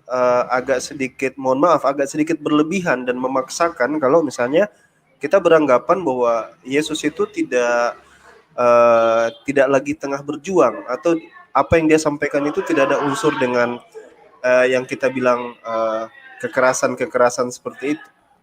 Padahal nas-nas yang disampaikan oleh Yesus sendiri itu, aku tidak datang untuk membawa damai ya. Kemudian aku datang untuk memisahkan anak dan bapak dan lain sebagainya. Itu narasi dalam rangka untuk menegaskan bahwasanya dalam perjuangan ini pasti konsekuensi logisnya ada. Bahwa kalau kita berjuang pasti akan ada enemy, akan ada musuh, akan ada pengorbanan, akan ada banyak hal yang akan terjadi di dalam konteks peperangan itu. Kalau di dalam Islam sendiri ada narasi yang digambarkan dalam Quran itu, mereka yang ditanya itu para pengikut Aisyah itu man ansari ilallah, itu siapa yang akan menjadi penolong agama Allah. Qala al-hawariyuna nahnu ansarallah. Maka pengikut setia itu al-hawariyun itu dalam istilah Quran itu mereka betul-betul mau membantu Aisyah dalam berjuang. Nah, cuman kadarnya ini menjadi berbeda, konteksnya menjadi berbeda ketika dalam kodifikasi dan kanonisasi Alkitab yang harus mengikuti standar Paulus. Paulus ini kan punya perspektif yang berbeda dalam menggambarkan Yesus. Jadi tingkat dari pemberontak ini harus dilepaskan dan kembali kepada penebusan dosa. Nah, ketika masuk ke konteks penebusan dosa, berarti Yesus itu posisinya harus pure pasrah. Jadi nggak boleh ada kesan-kesan bahwa dia seolah-olah harus sudah tahu bahwa dia itu akan dikorbankan gitu. Karena tidak ada keselamatan kalau tidak ada darah yang tertumpah daripada Yesus. Gitu. Saya pikir ini yang harus mungkin dilihat lebih detail lagi ya di dalam Bible. Silakan ditanggapi Pak Rantai Perak dan Pak Kritisi. Oh ya, saya saja ya, saya tambahkan ya. Karena berhubungan dengan yang baru dikatakan tentang pedang ya, tentang kekacauan. Saya tidak membawa ayatnya sini tentang kekacauan, tapi memang itu bahasa Alkitab itu, pedang itu memang kekacauan. Di dalam perjanjian lama itu di dalam pemahaman orang Yahudi itu dalam kitab mereka perjanjian lama. Kalau Tuhan berbicara tentang pedang, berarti itu kekacauan. Jadi apa yang Tuhan Yesus katakan situ memang murni kekacauan, bukan masalah pedang. Makanya ketika Yesus ditangkap, ketika Petrus memotong itu telinga hamba imam besar, yang Tuhan Yesus katakan situ, dengar ya, saya bacakan. Matius 26 ayat 52. Maka kata Yesus kepadanya, masukkan pedang itu kembali ke dalam sarungnya, sebab barang siapa menggunakan pedang akan binasa oleh pedang. Ayat 53. Atau kau sangkah bahwa aku tidak dapat berseru kepada Bapakku, supaya ia segera mengirim lebih dari 12 pasukan malaikat membantu aku. Ayat 54. Jika begitu, bagaimanakah akan digenapi yang tertulis dalam kitab suci yang mengatakan bahwa harus terjadi demikian? Terus ya, saya baca terus ya. Pada saat itu Yesus berkata kepada orang banyak, sangkamu aku ini penyamun, maka kamu datang lengkap dengan pedang dan pentung untuk menangkap aku. Padahal tiap-tiap hari aku duduk mengajar di bait Allah, dan kamu tidak menangkap aku. Akan tetapi semua ini terjadi supaya genap yang ada tertulis dalam kitab nabi-nabi. Jadi itu tujuan Yesus datang ke dunia itu. Memang untuk jadi anak domba Allah, sebagai penebus. Di sini kan Tuhan Yesus katakan, sangkamu, di sini Tuhan Yesus katakan begini ya, atau sangkamu bahwa aku tidak dapat berseru kepada Bapakku supaya ia segera mengirim lebih dari 12 pasukan malaikat. 12 pasukan ini untuk membantu aku. Jadi kalau dalam perjanjian lama itu orang Israel ada peperangan-peperangan yang mereka tidak berperang. Memang malaikat Allah yang berperang, pasukan malaikat Allah ini. Di sini ditegaskan oleh Tuhan Yesus. Dia meminta kepada Bapa, tidak perlu, muridnya tidak perlu berperang. Karena itu fakta perjanjian lama juga seperti itu. Kalau malaikat turun berperang, umat Israel tidak perlu berperang. Jadi, kalau mau bilang Yesus tidak bisa melawan, bukan karena tidak bisa melawan. Di sini kan sudah jelas saya bacakan tadi, supaya akan tetapi semua ini terjadi supaya genap yang ada tertulis dalam kitab nabi-nabi. Mungkin itu, yang lain mungkin tambahkan.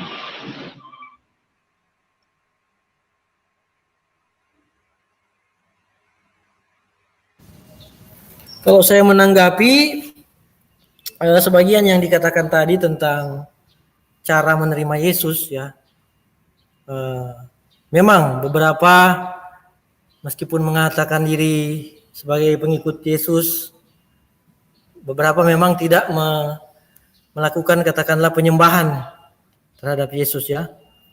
Mereka menerima Yesus sebagai guru agung, sebagai nabi, tapi tidak semaha kuasa pencipta. Memang ada yang menerima Yesus sedemikian. Dan itu yang patut juga diterima keberadaan pihak atau kelompok yang demikian. Misalnya kan saksi Yehova ya, yang menyatakan bahwa Yesus bukan, memang bukan Tuhan bagi mereka. Dalam terjemahan Dunia Baru dipakai kata Tuhan. Tetapi meskipun mereka mengatakan demikian, dalam prakteknya ya, mereka juga itu sangat kentara dalam doa-doa yang mereka ucapkan, ungkapan doa mereka. Mereka tetap memberikan penghormatan kepada Yesus. Yesus sebagai Raja, Yesus sebagai boleh dikata pengantara antara Allah Bapa dengan manusia. Dan memang dalam praktik tertentu saksi-saksi Yehova lebih cenderung ke praktek penerimaan organisasi mereka, praktek menerima pimpinan mereka secara ya berbeda dengan kita menerima manusia ya. Katakanlah mereka menerima pemimpin mereka, dewan pimpinan mereka hampir itu dengan penerimaan terhadap pemerintah kita. Katakanlah dewan pimpinan mereka boleh dibilang lebih di atas dari pemerintah masing-masing tempat. Tetapi itu semua syukur-syukur tidak bertabrakan ya dengan kebijakan-kebijakan di negara ini. Nah, itu yang saya lihat dari mereka yang menerima Yesus bukan sebagaimana Kristen mainstream Kristen lainnya. Dan juga ada juga kelompok yang mungkin tetap mengklaim atau menerima diri sebagai Kristen, tetapi mereka menyatakan bahwa Yesus atau siapalah Mesias itu sudah, katakanlah mungkin Mesias dalam istilah Yahudi, sudah tampil kembali di dunia ini, lahir kembali di dunia ini dalam wujud seorang wanita. Nah, ini juga satu yang unik, karena saya pernah berdiskusi dengan mereka, pernah join satu grup WA dengan mereka. Kemudian saya menuliskan, kami orang-orang yang sangat menghargai ciptaan pencipta. Bahkan dalam wujud hewan pun kami sangat menghargai kehidupan hewan.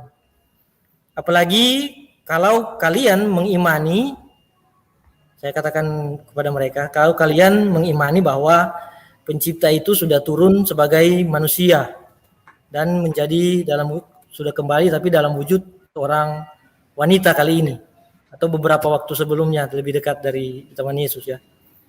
Ya, saya bisa memahami itu dan saya tidak menyalahkan kalian.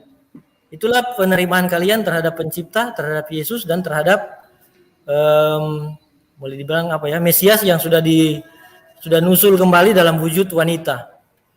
Ya, demikian pendapat saya tentang mereka, siapapun yang menerima Yesus dalam kadar mereka, dalam kadar kelompok mereka, prioritas mereka sebagai satu kelompok yang mengatakan menerima diri sebagai Kristen, tapi mereka tidak seperti Kristen pada umumnya atau mainstream.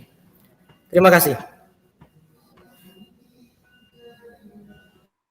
Oke, makasih Bang Omnivora. Silakan yang lain. Penatua.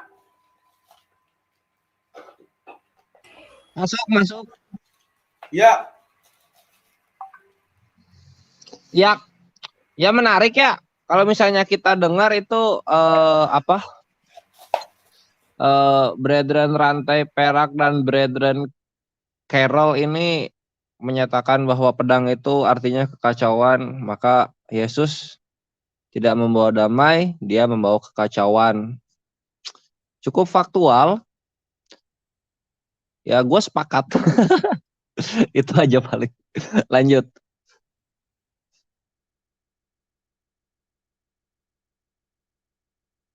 Oh, ya, silakan. lagi. Ini juga sudah ada rantai perak. Iya. Ya itu aja sih dari Penatua. Kalau misalnya memang yang dibawa kekacauan, ya kekacauan lah memang yang terjadi gitu. Bagus itunya penafsirannya.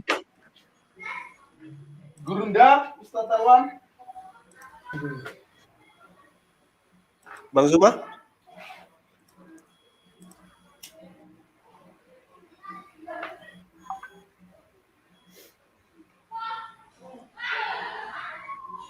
Saya tambahkan sedikit ya. Oh, tentang kekacauan ya. Kekacauan yang dimaksud itu kan, kalau lebih jelasnya itu termasuk penderitaan begitu. Itu penderitaan. Penderitaan. Dan, iya, kekacauan itu sama seperti penderitaan. Pedang itu sama seperti penderitaan. Kekacauan, termasuk kekacauan. Perbantahan. Kan sampai sekarang kita kan terjadi perbantahan di sini. Sangat cocok dengan yang apa ya yang dikatakan di Bait Allah itu waktu Yesus disunat ya. Anak ini akan membawa pertentangan. Dan yang terjadi dengan kita di sini memang sama persis. Memang Alkitab luar biasa menurut saya. Ya, Matius 10 ayat Ya, lanjut. 34 kan. Aku datang bukan untuk membawa damai, melainkan kekacauan, atau melainkan penderitaan, atau melainkan pedang. Ya, di situ gua sepakat.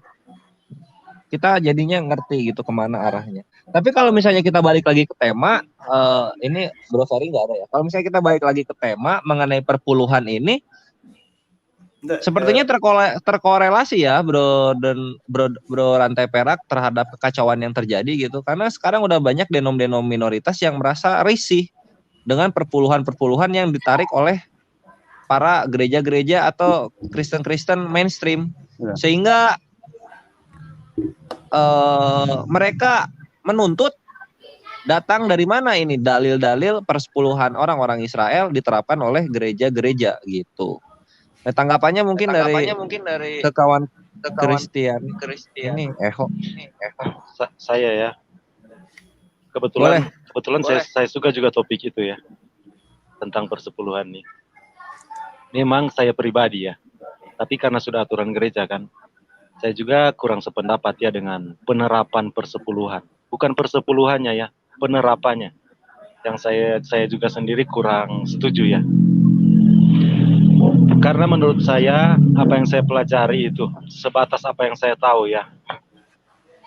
Saya rasa mungkin ada yang lebih tahu dari saya, tapi sebatas ini yang saya tahu.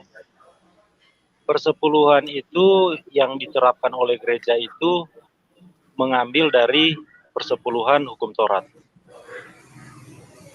Peraturan hukum Taurat yang memang itu eksklusif diberlakukan untuk bangsa Israel. Tidak untuk bangsa-bangsa lain. Dan lagi bukan hanya khusus untuk bangsa Israel, tetapi hanya orang yang berpunya. Jadi kalau orang Israel yang hamba, ya, saya ribut sekali sini, banyak sekali kendaraan. Nggak Jadi apa-apa, kalau jelas kok, orang Israel, oh jelas ya, oh ya terima kasih. Jadi kalau orang Israel yang hamba itu dia tidak memberi persepuluhan. Itu yang memberi persepuluhan itu tuan tanah, pemilik tanah. Karena tidak semua orang Israel punya tanah. Di zaman perjanjian lama itu. Kecuali pembagian pertama semua punya. Tapi waktu kan berjalan. Ada yang menjual tanahnya. Jadi ada orang miskin juga di situ. Makanya persepuluhan ini diperuntukkan untuk orang miskin. Bukan justru orang miskin dituntut persepuluhan. Nah, itu yang saya kurang setuju satu hal di situ.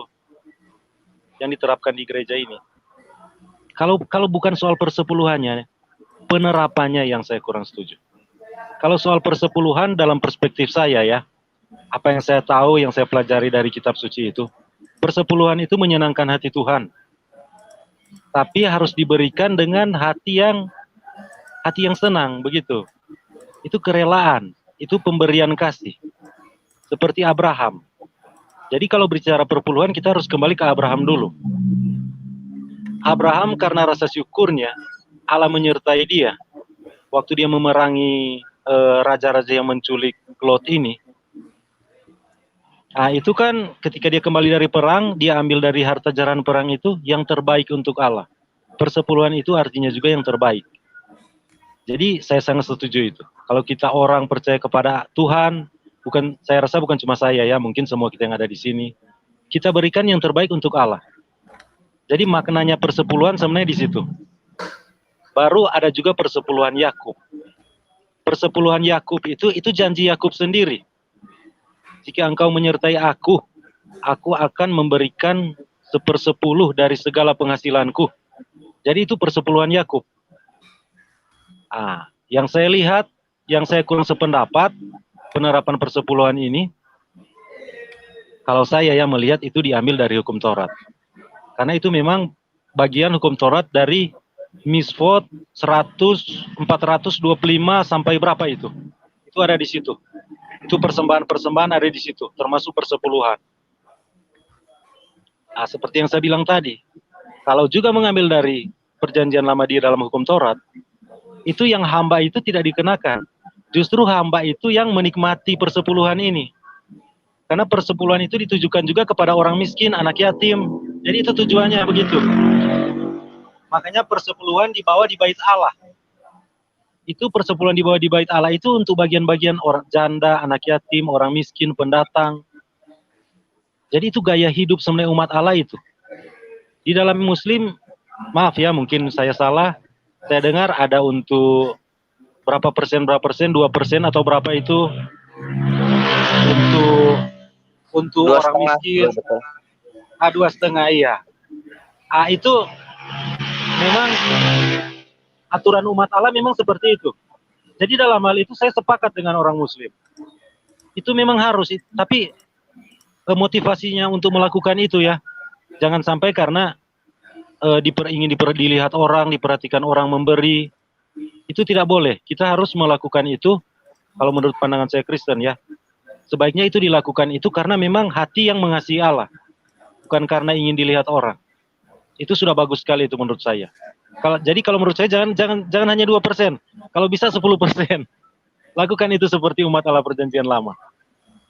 Tapi yang orang miskin jangan dituntut, karena mereka justru yang punya hak untuk menerima itu mereka, bukan dituntut hal itu.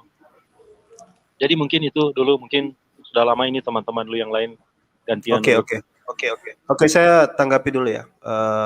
Pertama soal perpuluhan yang tadi Pak Rantai Perak mengatakan bahwa dia pribadi itu tidak setuju dengan penerapan, tapi setuju dengan persepuluhannya gitu. Lalu kemudian beliau menjelaskan detail-detailnya, harusnya begini begini untuk mengaturnya, harusnya untuk orang kaya, tidak untuk orang miskin. Yang seperti yang berlangsung sekarang kan semuanya pada rata, harus dipotong persepuluhannya. Lalu juga tentang aturan-aturan. Kalau dalam Islam itu, kalau misalnya Pak Rantai Perak membaca ya, mempelajari, pertama yang dibagikan ya, zakat itu sudah jelas. Orang fakir, miskin, kelilit utang, musafir, itu sudah ada pembagiannya seperti itu. Jadi tidak sembarangan dikeluarkan untuk apa. Kemudian yang kedua masalah siapa yang harus memberi ya, orang memberi orang yang kaya. Itu pun supaya bisa menakar dia itu betul-betul kaya, maka ada istilah haul dan nisab. Jadi kalau sudah sampai nisabnya, sudah sampai haulnya, sudah setahun, hartanya tersimpan, itu menunjukkan bahwa dia orang mampu, baru dia keluarkan zakatnya. Dan itu tidak memberatkan dia. Jadi misalnya kalau dia berdagang, jangan sampai itu barang untuk diputar untuk bisnis, itu jangan sampai itu dikeluarkan. Karena itu tidak wajib zakat, tidak masuk ke dalam kewajiban zakat. Kenapa? Karena bisa saja itu masih dia gunakan untuk diputar modalnya. Jadi sampai sedetail-detail itu Quran itu mengajarkan, Islam itu mengajarkan apa yang harus dikeluarkan daripada harta itu. Makanya memang kan sedari awal bahasa Quran itu selalu sama, bahwasanya sejatinya apa yang disampaikan Musa, Isa dan Rasulullah SAW itu sebenarnya sama. Yang menjadi aneh adalah ketika ada syariat-syariat baru yang kemudian keluar daripada itu. Dan penggambaran-penggambaran baru. Salah satunya itu yang ini. Bahwasanya Isa itu digambarkan betul-betul seperti seolah-olah dia itu bukan orang yang ingin berjuang, ingin memberontak. Padahal secara fakta, seperti Pak Rantai Perak berusaha untuk mengartikan pedang itu dengan kekacauan misalnya. Atau pedang itu dengan perdebatan. Ini kan semua eksegesi atau penafsiran-penafsiran yang pribadi-pribadi. Padahal faktanya itu kalau kita kaji Bible, Anda bisa baca sendiri bagaimana upaya yang dilakukan Yesus itu sendiri. Jadi benar-benar yang dia lakukan itu adalah sebagaimana yang digambarkan Quran, bagaimana berjuang untuk memperjuangkan apa yang diyakininya. Dan dia mengajak teman-temannya juga untuk melakukan itu. Nah, kalau misalnya kita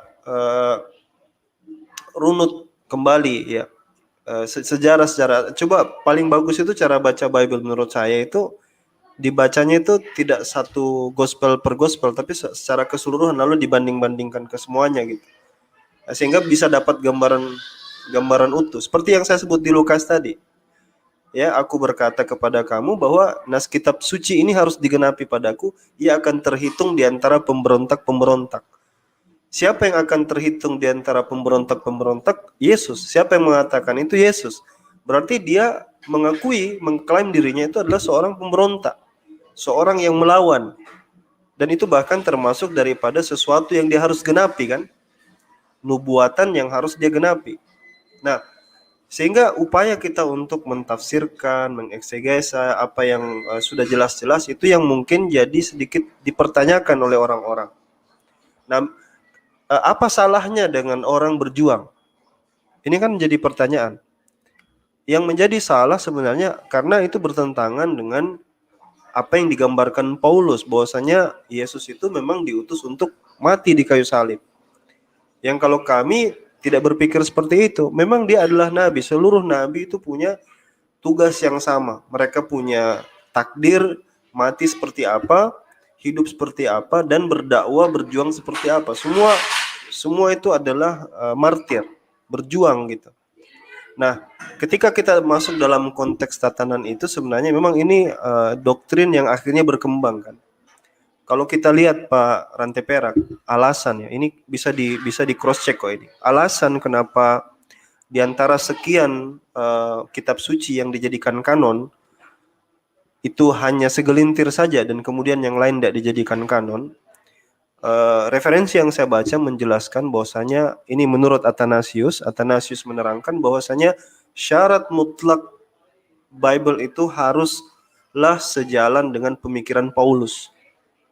Jadi betul-betul Paulus itu menjadi sentris daripada apa yang kita gambarkan sebagai keyakinan teman-teman Kristen.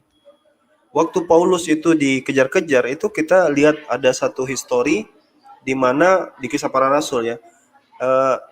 Nanti diluruskan kalau saya salah. Di mana di sana para tentara-tentara Romawi itu, pasukan-pasukan Romawi itu mengira Paulus itu Yesus. Dan di sana sudah tersebar berita bahwasanya Yesus ini, karena ada berita juga dia sempat lari ke Mesir, dia itu sudah menyiapkan 4.000 pasukan. Jadi betul-betul dianggap dari kacamata pemerintah Imperium Romawi, Yesus itu akan melakukan sebuah kudeta, perlawanan. Dan itu yang dia lagi struggling untuk lakukan itu. Makanya ketika kita dapat ungkapan-ungkapan ya seperti jangan kamu menyangka aku datang untuk membawa damai di atas bumi. Aku datang untuk bukan membawa damai, melainkan pedang. Ya, itu ungkapan yang dia lakukan dalam rangka menerangkan posisinya dia itu. Ya, aku datang untuk melemparkan api ke bumi misalnya. Jadi memang narasi itu memang yang kadang kita sayangkan dari saudara-saudara kita itu bahwa dia ingin menggambarkan Yesus itu yang seperti yang dia inginkan gitu. Padahal secara Bible itu menjelaskan hal yang lain. Bagaimana Yesus mau banting meja-meja yang dijadikan jualan-jualan di pasar itu kan? Di bait Allah itu, bait Allah itu. Itu kan gambaran. Kemudian Yesus dengan tegas mengatakan kepada orang Yahudi, keturunan ular beludak, kalimat-kalimatnya keras gitu. Itu kan yang kalian mungkin berusaha untuk tidak tampilkan, tapi itu yang tertulis di dalam Bible. Menurut saya itu manusiawi sebagai seorang pejuang. Makanya kembali lagi, tolong dibaca buku daripada Zilot Reza Aslan. Ini sangat inspiratif. Maksudnya dan itu ada data-data bukti-bukti Bible-nya juga bisa dicek di situ. Ini perspektif ya. Jadi saya pikir menarik untuk didiskusikan lebih lanjut. Mungkin Rita Nur Ar-Rasul ini dari tadi ada di dalam. Silakan, mungkin mau ada yang mau disampaikan. Kita juga mungkin akan berapa saat lagi akan maaf tadi hamba ketiduran Ustaz Alwan dan rekan-rekan. Sorry. Siap. Silakan dulu Rita Nur Ar-Rasul. Harusnya kan kita ini satu-satu naiknya, tapi ya sudahlah, terlanjur. Silakan Rita Nur Ar-Rasul. Baik, terima kasih Bang Alwan. Assalamualaikum warahmatullahi wabarakatuh. Waalaikumsalam warahmatullahi wabarakatuh. Ya, tadi saya disambil juga sih karena kebetulan ada tamu, jadi disambil menyimak, disambil nemenin tamu gitu. Mungkin sementara saya monitor dulu ya, nanti kalau sudah ada materi yang ingin saya tanyakan, saya masuk lagi. Terima kasih. Ya, oke, terima kasih. Silakan kembali ke Guldian di anu lagi. Saya kira tadi off jadi ya. Ya, terima kasih Bu Rita Nur Asuli. Nah, gimana Pak Rantai Perak, ada tanggapan lagi atau kita transisi ulang? Ini kita sampai jam berapa, Ustadz Alwan? Ya, mungkin sebenarnya ini sudah lewat waktu ya. Mungkin kita udahi saja, udah 2,5 jam ini, enggak terasa ini.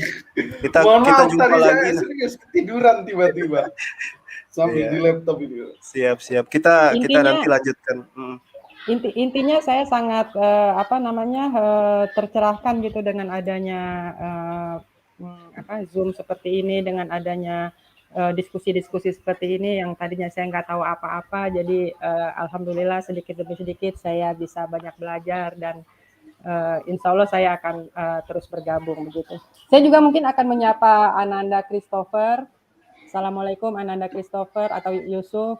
Alhamdulillah kita punya banyak saudara dalam satu iman ini ya, Yusuf ya. Waalaikumsalam warahmatullahi. Iya, alhamdulillah Bu. Ya, mudah-mudahan silaturahmi kita tetap terus terjaga sampai akhir hayat. Amin. Amin ya Allah, amin. Monggo silakan dilanjut. Mungkin Bro John Bay, karena tadi belum ada komentar sedikit pun ini. Maaf. Silakan. Iya, asik sih mendengar. Assalamualaikum warahmatullahi wabarakatuh. Waalaikumsalam warahmatullahi wabarakatuh. Ya, saya pertama kali mengucapkan ini terima kasih bisa diterima di room ini. Saya beragama Islam dan saya mendengar suara Ustadz Alwan ini hampir mirip sama dengan Ustadz Zuma. Kalau Zuma sedang santai gitu kan, tapi kalau meledak-meledak pasti beda. Kalau Ustadz Alwan nggak pernah meledak-meledak soalnya. Masih saudara gitu ya. Gitu. Iya. Nah, ya, banyak yang bilang ya, Pak, bukan Pak Bro John sendiri. Ya. Memang saudara, kalau saudara seiman kali ya. Ya. Kemudian saya menanggapi ini dari saudara saya kritisi Omnivora tadi ya, mendengarkan kalimat kata-kata pedang atau itu, dan selalu saya dari kacamata saya melihat sebenarnya pada zaman Nabi Isa atau Yesus itu masyarakatnya kan pengikutnya banyak dari kalangan petani ya, nelayan, masyarakat jelata. Jadi rasanya kalau itu kata-kata itu selalu saja dikatakan sebagai kata-kata kiasan, sepertinya belum bisa saya bisa terima secara gitu ya. Karena itu kalimatnya jelas. Di dalam Perjanjian Lama tuh saya baca ada 3 ayat tentang yang sifatnya menunjukkan kekerasan lah ya. Kemudian juga Perjanjian Baru itu ada 6 ayat, termasuk tadi disebutkan Lukas 12:54, Lukas 12:49, Matius 10:34 seperti itu. Ya saya nggak perlu menyebutkan lagi apa isinya, tapi yang jelas ada kata-kata yang menunjukkan figur seperti Pak Ustadz Alwan tadi mengatakan bahwa Yesus itu adalah seorang pejuang. Karena apa? Yesus itu seorang Yahudi. Ya, Yesus dia masih turunan dari Maria, ibunya adalah dari keturunan Yahudi. Dan pada masa itu Yahudi dalam kekuasaan di bawah takukan Romawi. Nah, orang Romawi itu beragamanya kan masih nyembah dewa matahari gitu ya. Sedangkan Yahudi yang masih kepada Taurat ya masih percaya pada Allah satu Tuhan.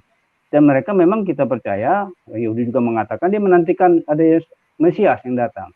Dan kalau kita lihat dari perkataan tanya jawab ketika disidangkan si Yesus Isa itu terkesan seolah-olah memang selalu Yesus juga mengatakan kalimat yang menggantung.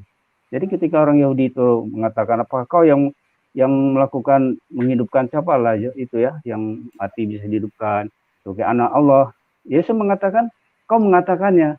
Nah, jadi sepertinya ada semacam kalau dalam persidangan itu kan kata lo, nah, ibaratnya seperti itu. Kita ada penolakan dan Yesus mengatakan anak manusia, dia selalu mengatakan anak manusia.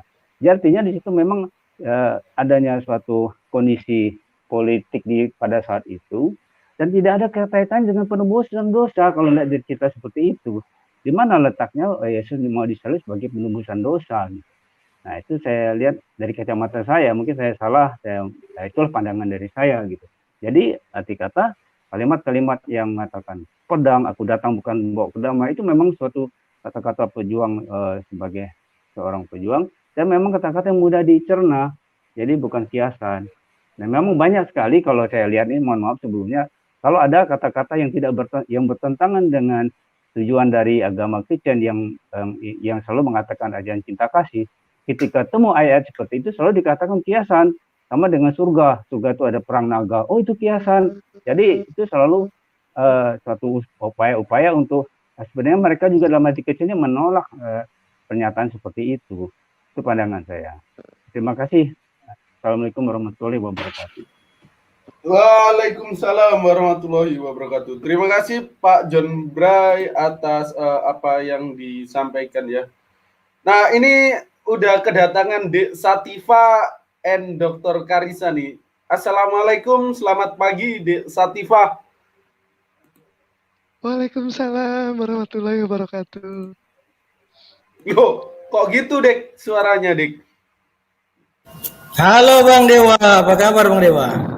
Alhamdulillah baik-baik aja. Enggak, ini handphone rusak, makanya Dewa ngetes bisa masuk apa enggak, ternyata bisa. Ada orangnya nonton loh Bang Dewa. Kirain Dewi tadi, kirain Dewi. Apa yang ditanggapi nih? Apa yang mau ditanggapi nih? Ya, Bebas, silakan bebas. aja. Aku tadi ketiduran Bang Dewa, sorry nggak cek WA. Oh, Itu yang namanya masalah ini Dek ya, aku Sativa dan Dr. Karisa ya. Poligami nih ya. Jangan kau kira aku datang membawa pedang, membawa damai, tetapi membawa pedang. Tadi sih Dewa mendengarkan pedang diartikan sebagai kekacauan, ya kan? Kekacauan, dan itu terbukti memang kacau sampai sekarang pun umat Kristen itu kacau. Yang mana nabi, yang mana Tuhan, ini jadi sampai hari ini itu tidak ada penyelesaiannya sama sekali. Nah, terus ditambah lagi kalau misalkan toh Yesus memerintahkan untuk membeli pedang. Pedang itu untuk apa sih? Ya jelas pedang itu untuk perang.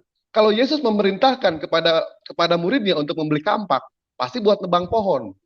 Kalau diperintahkan untuk membeli silet, pasti buat cukur bulu ketek. Itu udah pasti. Tapi kan ini pedang. Tukaran cindera mata kali. Pedang ini mau diartikan bagaimanapun juga, tetap itu pedang itu untuk perang gitu. Dan bukti kecintaannya itu ternyata muridnya pun tidak cinta sama yang namanya Yesus.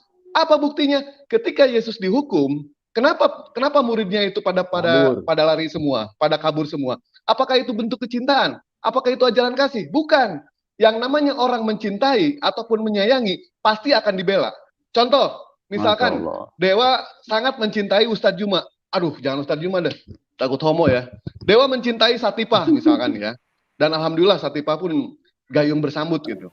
Modus. Satifah Perasaan lo. Satifah memiliki yang namanya masalah. Pasti yang namanya orang menyayangi, orang mencintai bakal dibela.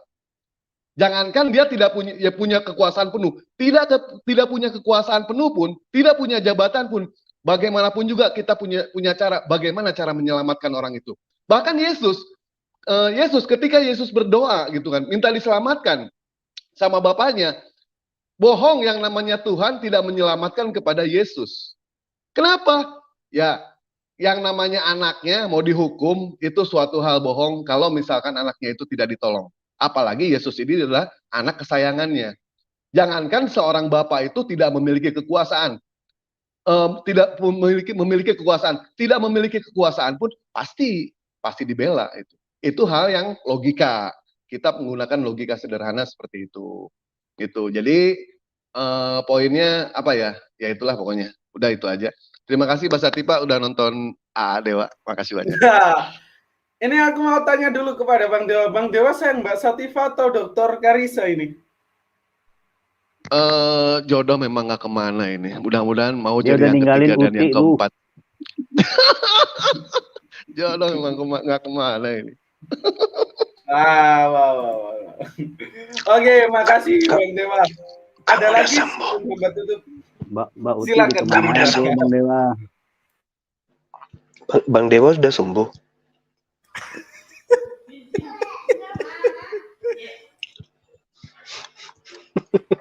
Bang Dewa udah sembuh.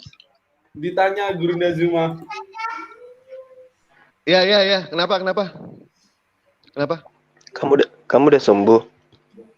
Ih, kok suaranya hilang ya? Halo?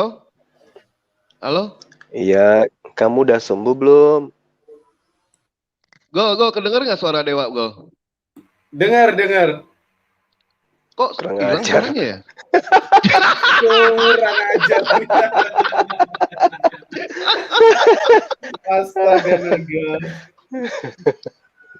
Memang kayak gitu kerjanya tuh. Iya, mungkin kita Mungkin udah bisa ditutup, Dek. Iya, kita sudahi Oke. saja. Saya mungkin ucapkan terima kasih dulu pada Pak Rantai Perak, Pak Kritis ya, sudah ikut nimbrung juga sama yang kawan-kawan Muslim, Bro Jambo, Pak Jody tadi. Pak Jody tadi ya, Biurita, Dek Yusuf, Sati. Ini saya Wali Allah ini namanya Ada Burita juga. Kenapa Burita? Jadi Wali Allah itu begini, saya kasih tahu teman-teman ya. Yang dia tampakkan lain, yang aslinya lain. Jadi misalnya kayak dia biasa wali-wali Allah itu kan jalan kayak orang gila gitu. Ternyata itu wali itu. Dia menyembunyikan. Ustaz Awan ya, ada aja. Iya. Terima kasih juga sudah masuk. Silakan mungkin Adik Goldian kita sudahi. Oke, terima kasih Ustadz Awan, Gurunda Zuma, Bang Yusuf, Bang Dewa, dan rekan-rekan yang hadir di sini ya, yang sudah memeriahkan seri kita yang setiap minggu hari Kamis kita laksanakan, yakni The Arena. Dan tentunya untuk para sahabat yang hadir di live comment MMCI, Gurunda Zuma maupun Bang Christopher Tamunan. Untuk teman-teman yang belum subscribe Makassar Mu'alaf Center Indonesia, silakan subscribe ya, karena subscribe itu sedekah, insya Allah berkah. Dan untuk teman-teman yang ingin berdonasi, menginfakkan zakat, bisa donasi di nomor rekening yang ada di running text, nomor Bank BTN itu ya, untuk kepentingan dakwah Makassar Mu'alaf Center Indonesia. Insya Allah apa yang kalian lakukan, apa yang kalian infakkan akan dibalas oleh Allah Ta'ala selipat-lipatnya mungkin. Oke, terima kasih. Mungkin seri kita pada Kamis ketiga ini kita cukupkan sampai sini. Apabila ada salah kata dari para rekan-rekan yang hadir di sini, yang tentunya secara sengaja maupun tidak sengaja, Mbak ucapkan mohon maaf. Dan Sedikit, Goldian sedikit, mohon maaf ya. Jadi saya mau sampaikan ya sama teman-teman yang menyaksikan acara ini, mohon di subscribe channel dari Makassar Mu'alaf Center Indonesia, karena insya Allah nanti akan kami upload ada satu kisah ya, ada satu mu'alaf di Makassar itu yang didatangi, dia saking semangatnya masuk Islam itu, nama tokonya dia rubah menjadi toko mu'alaf. Nah ini bagus kontennya, nanti silakan di subscribe, jangan sampai ketinggalan ya. Mungkin pekan ini atau pekan depan sudah akan dimunculkan. Nah, ya, kita dukung channel MMCI. Masya Allah. Itu aja. Insya Allah Bang Awan kita akan subscribe. Terima kasih banyak. Ya, silakan ditutup deh. Jazakallah khairan katsiran Ustadz Alwan atas infonya. Ya itu tadi para sahabat, jangan sampai ketinggalan info-info menarik dan video-video baru yang senantiasa disajikan MMCI. Video podcast daripada Gurunda Zuma juga sudah diupload di MMCI. Para sahabat semua bisa menyaksikan di situ. Insya Allah ketika Anda subscribe itu juga termasuk bagian daripada sedekah dan tentunya ikut andil dalam dakwah yang diwadahi oleh Makassar Mu'alaf Center Indonesia. Saya ucapkan mohon maaf apabila ada salah kata dari para panelis yang hadir di sini, yang disengaja maupun tidak sengaja. Karena kita hanya manusia biasa yang tentunya tidak luput daripada kesalahan.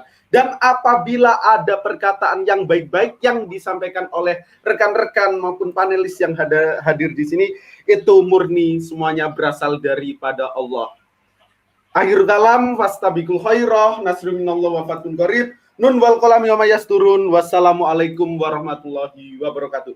Bye bye. Waalaikumsalam warahmatullahi wabarakatuh. Terima kasih.